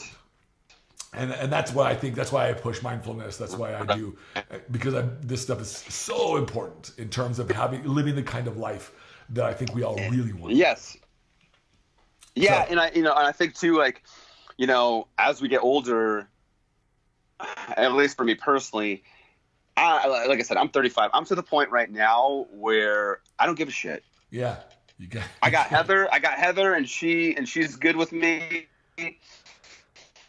And my beliefs and this and that, when I was in my 20s, you care what people think. You care what people think. I'm to a point finally now where I'm like, yeah, I don't give a fuck what people think. I'm gonna do me. I'm a nice person. I have a good heart. And if you don't, if you don't like me because of this X, Y, Z, then hey, that's up to you. I don't really care. Because I know. Well, I'll tell you, for me personally, it's the sheep that always it's the sheep mentality that we talked about, to use that analogy again, that has to care. Mm-hmm. You have to care about what the other sheep are doing so that you can follow. The trailblazers, the one you're talking about, are the ones who really don't. It's not that you don't care about other people, but what you care about is you being authentic. It's me, man. I'm living. Yeah, authentic. I'm walking my journey. Like you go walk your journey. I'm walking mine. You have to. I would equate it to, with some of the things that I've kept quiet in my life that now I'm vocal about. I felt like I was maybe a gay guy in the closet. That's kind of how I felt. You know what I mean? It's like you're just a loving guy.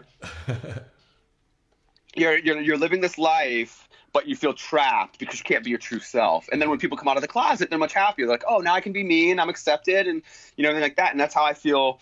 Like me with talking about, me being in a mental hospital, me being on all the suicide attempts and all the pharmaceuticals, me using marijuana, me using ayahuasca, just my general outlook on life where, you got to have money for this and that. And money is basically freedom. Yeah. But other than that, it doesn't mean anything. It doesn't. You know how many people I know that have money that are fucking miserable? Okay, you know what I mean? I know a ton. So, and they got this big hole right here that they try to fill with women, or they try to fill with Ferraris, or whatever it is. It's never going to get filled until you kind of figure out what's going on within yourself. And like you said, everybody looks outside. Nobody slows down, lives in the moment, and kind of is self-responsible for their own shit, because we cannot control what happens, but we can control the reaction. And that's not always the easiest thing to do, but you have to at least know that you have the power to control your reactions, because you can't control everything else. No. You can't control anything. The way I like to think about it a lot of times, especially when things get stressful, is that I am a transmitter and receiver. I receive energy and from the universe, and I transmit. Right. I am the center point of attraction for my life. So when things are happening to me, it's because of me. So no matter what, I'm not going to blame anybody for anything, no matter what the situation is. Yes. And so what I do when things are in my life, I remind myself on a daily basis that, okay, Tad, whatever I send out, that's what's going to be coming back to me. That's right. So it's my mission to always send out the good stuff. I always want to feel good. So it's my responsibility to me is to always be authentic, to always transmit the signal that I know that I am. And to me, it exists on only a couple planes. It's either got to exist from love, a place of love, a place of excitement, a place of joy. And so if it's not coming from any of these places, and I also include understanding. So understanding, joy, love, and excitement. If it's not coming from one of those four places, then it's coming from some other place of fear, most likely. And I try to I take a step back and I realize, okay, that's just my ego. That's just my old self. That's just the things that I've been, I have to demystify. And I will say this, when it comes to the ayahuasca, it's called death of the ego. Okay, good. Okay. Good. So after I did it, when I was doing all the competing, I don't know how, but I would actually at that time think about, am I making these decisions because they're the right decision, or because my ego would always try to be like, oh, it's, I'm doing the right thing. It wasn't until after I did the ayahuasca that I could look back at my life and see that most every decision was made from my ego. Oh, yeah. And your ego is important. You don't want to lose. If you lost your entire ego and sit on the couch until you died. Right. Okay. You have nothing driving you. You need a little bit of an ego, but you need to remove most of it so you can discover all these things that we kind of been talking about. Right. Higher, raising your frequency, higher consciousness, knowing that we live in a multi-dimensional world. And I'm telling you right now, when Edward Snowden and the NSA and all that stuff got leaked out, there were some very interesting things that were there from the CIA, from saying the world, number one, Two, all these alien beings, yes, they do exist. We know they exist. We know there's like all these different races of aliens. And guess what? They're not. And this was from the CIA. This stuff got released, or from the NSA through Snowden, got released saying that all these beings that we know exist are not from some far distant galaxy. They're interdimensional beings. Yeah. Our eyes can't see them. That's why if you've ever seen like a cat or a dog get really spooked, man. You know, Charlie's done it before. Charlie's hair will raise on the back of his neck, big pit bull. He's just looking at nothing. He's looking at nothing. I'm like, oh, he's looking at something. He I sees just can't something. see it. You know, so we just can't. And they will say this. They say science says that the human eye can see less than 1% in this light spectrum. That's right. So that's when I stopped living for what I can see and started living for what I couldn't see, because 99% of the stuff that's going on is stuff I can't see. And of course, for me, you know, like I've mentioned before, I believe in Jesus Christ, and there's so many things in the Bible and things that have been taken out of the Bible that you have to kind of rediscover, like the Gospel of Thomas, where he basically says these things straight up.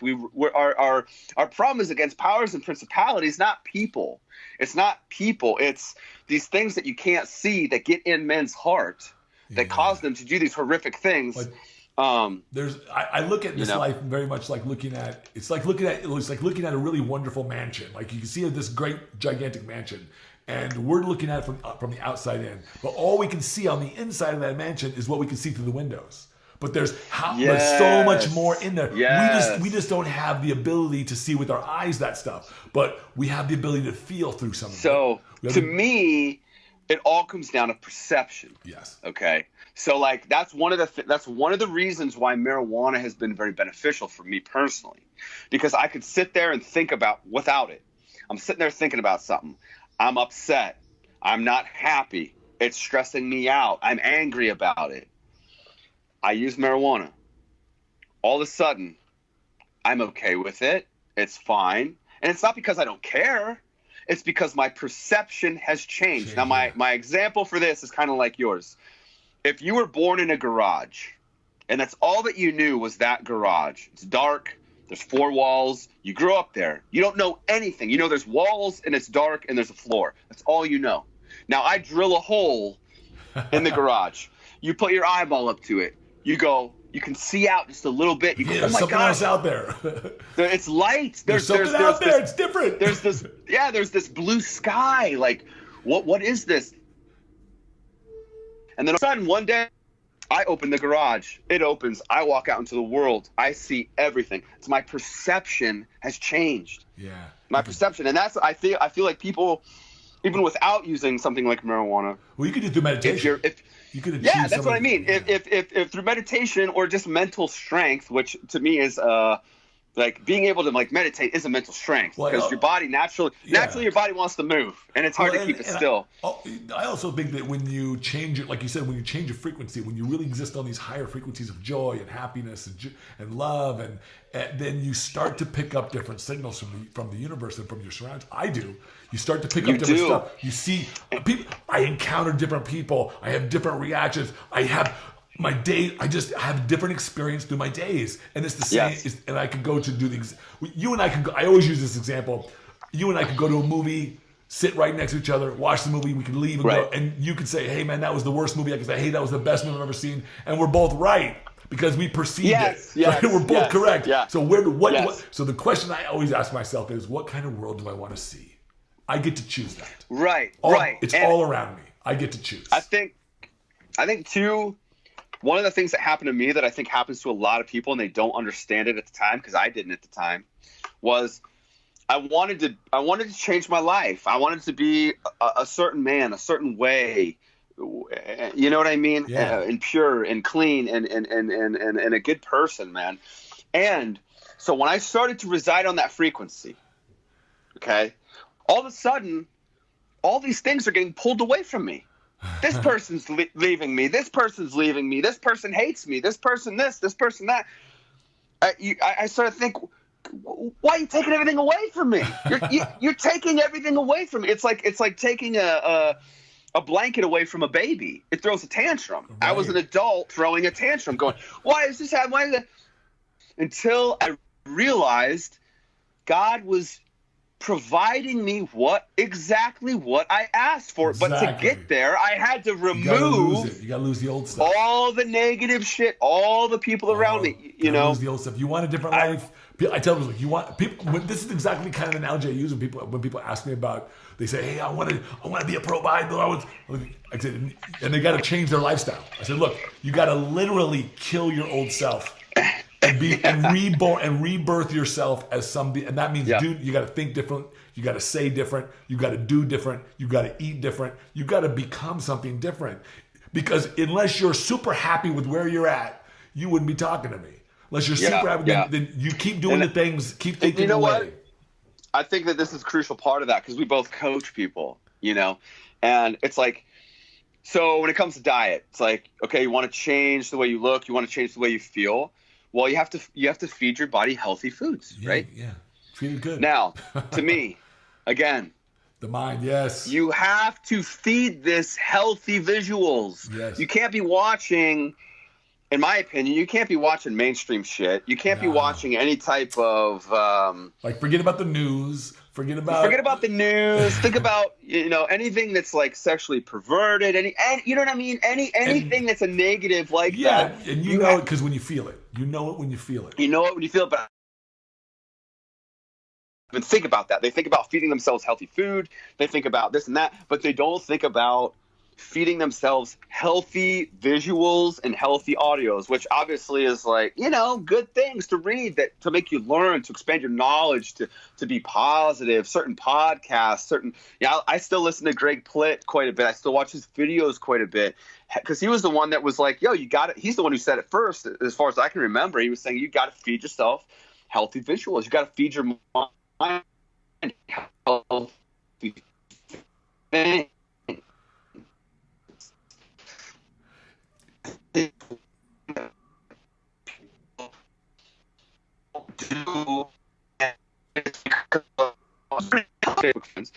And they're talking about that show Lucifer. Oh, I love the show Lucifer. I love that. I'm just thinking, this is horrible. The show is about bad shit. Right. Like, why is that cool? Why would you want to watch that? Like, I just don't. You know, I guess I'm just past that point where, like I said, when you do the ayahuasca,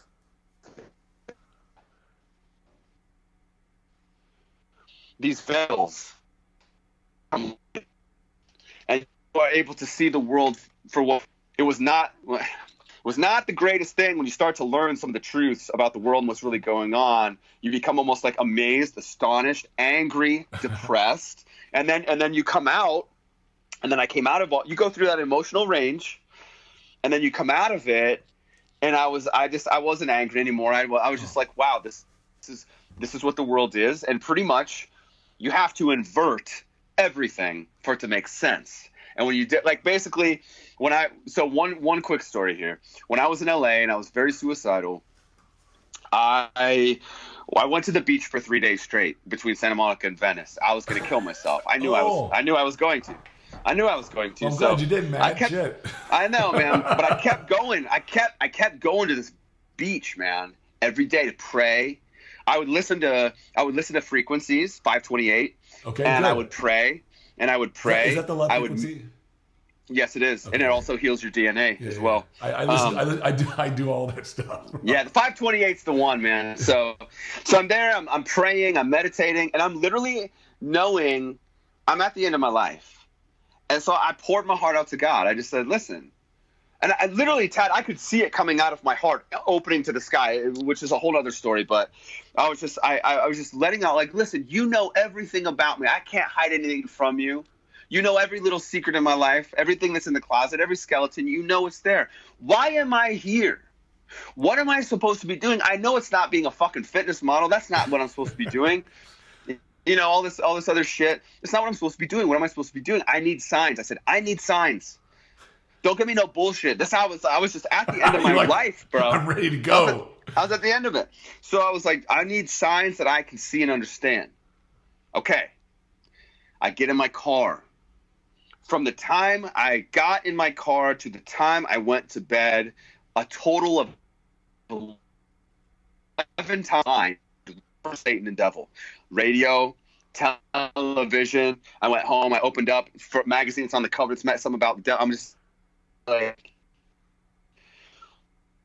what the hell is going on my street? I look up. There's an upside down cross lit up. Okay. Now it was a normal cross. It was a normal cross. It was massive in the hills, but it was burned out at the bottom. So it was an upside down cross. I stopped with my iPhone 4. I think it was at the time. I took a picture of this. I take a picture of it. That's one of the times. And I started going, okay. So I started reading the Bible again for the first time. I started reading the Old Testament, read the New Testament, read the Book of Enoch, read the Gospel of Thomas, read books that Mary Magdalene wrote. Did you know that in the 4th and 5th century, Constantine pulled out a lot of books, man? Yeah, there was 34. Okay. There were about 34 Gospels originally. They canonized Matthew, Mark, Luke, John. So they just 4. There's so much that people don't realize it was. I know because I went to seminary for this. Yeah, this is exactly what I tweeted. Oh yeah, correct me if I'm wrong, but I'm pretty sure the Ethiopian Bible had 99. Yeah. There were at the time, at first century Palestine, there was like there was 30. Well, I take that back. Not first century, second century probably, but it was like 34, 36 that was popular. But I'm sure there were dozens more. Right. Because these are just accounts. Yes. These are just accounts of people. Because before there was no books before that. Go ahead. My point is, by doing all that research, I figured out a lot of stuff that I never thought I'd figure out. I honestly thought I'm going to be an old man trying to figure this out, and I'm never going to figure it out at all. I don't know. A lot of it I still haven't figured out, but more than what I thought started coming together, and all I had to do was invert everything, and then the dots started to connect. When I asked for signs, for some naive reason, I was looking for rainbows and bunnies. God did not show me rainbows and bunnies. God showed me the darkness. He showed me the dark. He showed me the dark. Going through this whole transformation, man. I remember it very well, very, very well. I grew a long beard. I stopped buying clothes. I only shopped at thrift stores.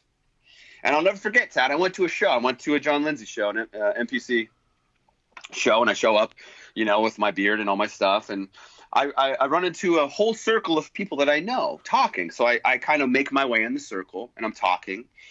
I'm there for a good 5 minutes in the circle while people are talking. And all of a sudden, this one guy looks at me and he Matt? Yeah. He goes, I didn't even know it was you, bro. You look like shit. I said, and I grabbed him by his neck real gently. And I turned him around to the stage. And his bikini was up. And I said, you see those girls up there? I said, 9 out of 10 of those girls hate themselves. 9 out of 10 of those girls are doing this for all the wrong reasons. I guarantee you that. I said, I've been working on the inside of me. So you can tell me I look like shit, but inside, I'm building myself brick by brick. And that's what I did, because I was not happy with who I was back then. And I had to pull myself apart and put myself back together brick by brick. Yeah, most people just live in denial. Your focus wasn't on this stuff right at that moment. No. I mean, I was still lifting and stuff like that, but it wasn't like it is now, where it's like I'm going twice a day, all that kind of stuff. It was just kind of like, it is what it is. But it made me realize, I don't know. I realized so many things at that time about like just the truth of the world, how people like the vanity of people, what they thought of me just because I wasn't worried about what I looked like. You know what I mean? It was very eye opening and disappointing to an extent, of how people are and what they think. But like I said, it came to me in a very dark way. And I lived in LA, and I remember at that time when I found God, I remember thinking, I can't stay here.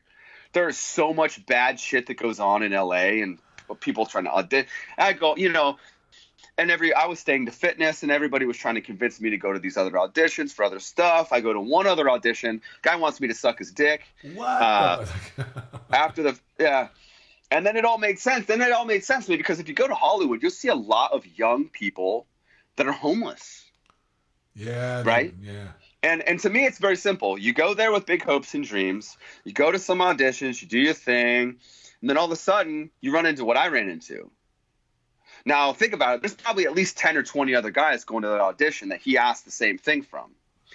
Maybe 5 of the guys did it, but still only one's going to do the part. So my point is, people go there, they do things like that, and then it's hard to live with yourself. So what do? You turn to drugs, turn to alcohol.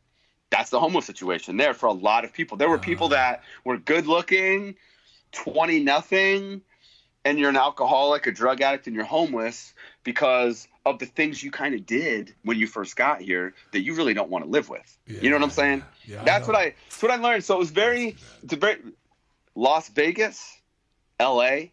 When I even come close to driving into those towns, I can feel the density of the negativity. When you get, and when you start to really do this work like you're talking about, I noticed it right away. And I had a friend who's a psychic, and she said, Ted, because she said you're really, really empathic already. She said you're going to start to feel it. You're going to start to feel. You can feel it. And you fucking totally. So when I meet people, I talk to them. Yeah. And man, I could feel stuff, and I know right away the people who have bad energy, man. Like, yes, I know right away. Easy. Like, boom, it's just nuts. It's like crazy. It's almost makes your hair stand up on the back of your neck. You're like, whoa, no, don't want to interact with this person. I'm sorry. And it's obviously it sucks when you meet the negative energy, but there's nothing. When I was at the Key West camp, there was a younger guy there. And he was a black guy, and he was like 6'6". Oh, right? Wow. Total opposite of me. He's black and he's tall, and I'm short and I'm white, and and I could just feel. I didn't even talk to him yet, but I could just feel this energy coming off this guy, a good energy, bro. And I said, man, I just went up and I was like, you have the best energy coming off you. I tell people, by the way, I tell people that too. Yeah.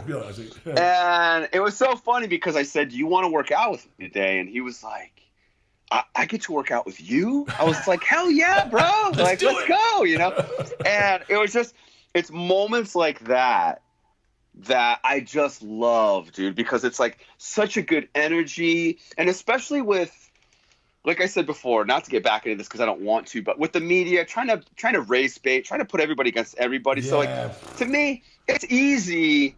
It's easier to go somewhere and relate to someone who's your race, who's your this, who's your that. But when you meet somebody that's like on the opposite spectrum, but you guys share the same energy, it's the most amazing thing to me. It really is. Yeah. It was like, I'm thinking of the guy right now with a smile on my face, and I hope that he opens up his gym, and I hope his life is amazing because he's just such a good energy. Yeah.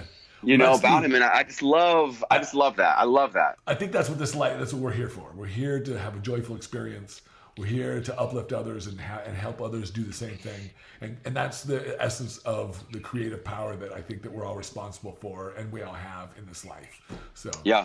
And then we hit the 3-hour mark, brother. I always have fun talking to you, man. Oh, shoot. So okay. I know you got shit to do too. Man, I was thinking we were like an hour and a half in or something. Okay. No, this has been awesome. We're gonna do this again. We're gonna do this again. I want to have more of these conversations. I remember when you were on my last podcast, 3 questions, and I got so many great comments from people that said, "Hey, man, that was a great interview." Yeah. Because your energy is always so wonderful and always so excited, and I love that stuff. And I feel like in this life, certain people you just resonate with, and you're one of those people. Yes. You're one of those people that I've always just really, really, really, really loved. So, man, we're gonna do this again. As a matter of fact, but hang on the line here. But once I end this, because I want to close off with you after this. So don't hang up. But man, I want to thank you so much, Matt. You are so awesome. I really, really, really love you, man. And I really feel like you're like my younger brother from another mother. Yeah, man. Well, thank you again for having me on, man. Anytime. I love talking with you, dude. And I love your energy. And that's the thing about, just so it's kind of like anytime your name comes up with anybody that I'm around, that's automatically that's what people think of is your smile, your positivity. Oh, God, you know what I mean? Glad. That makes me feel so good. Man. Yeah, man. Well, I think of the same thing with you. I've always loved your energy, and we're definitely gonna have you on again, talk about some of these other things. Okay. I want to get into some of that conspiracy stuff because I've never really been big into that. Not because I disbelieve it, but because I've just not done any research. You know? It takes time. It takes a lot of time, and it takes two things. You have to have an open mind. Yeah. Because from the moment you go to kindergarten, you're starting to be programmed. Absolutely. I totally know so you have to kind of break the programming, have an open mind. And when you look at everything with an open mind, the dots will connect themselves. Absolutely, so I look forward to that one. All right. Well, I'm where are you living in Arizona? Where are you, in the Phoenix area? Where are you? I'm in Chandler. I'm in Chandler, Arizona. Okay, cool. Yep. Cool. All right, man. Well, thank you again, man, for spending all the time with me. I'm going to have you on again in the near future, and we'll do this again. We'll cover some other topics. But thanks again, brother. I will. All right. Thank you so much, Tad. You're welcome, man. Thank you. Handle your hive with Tadyoshi.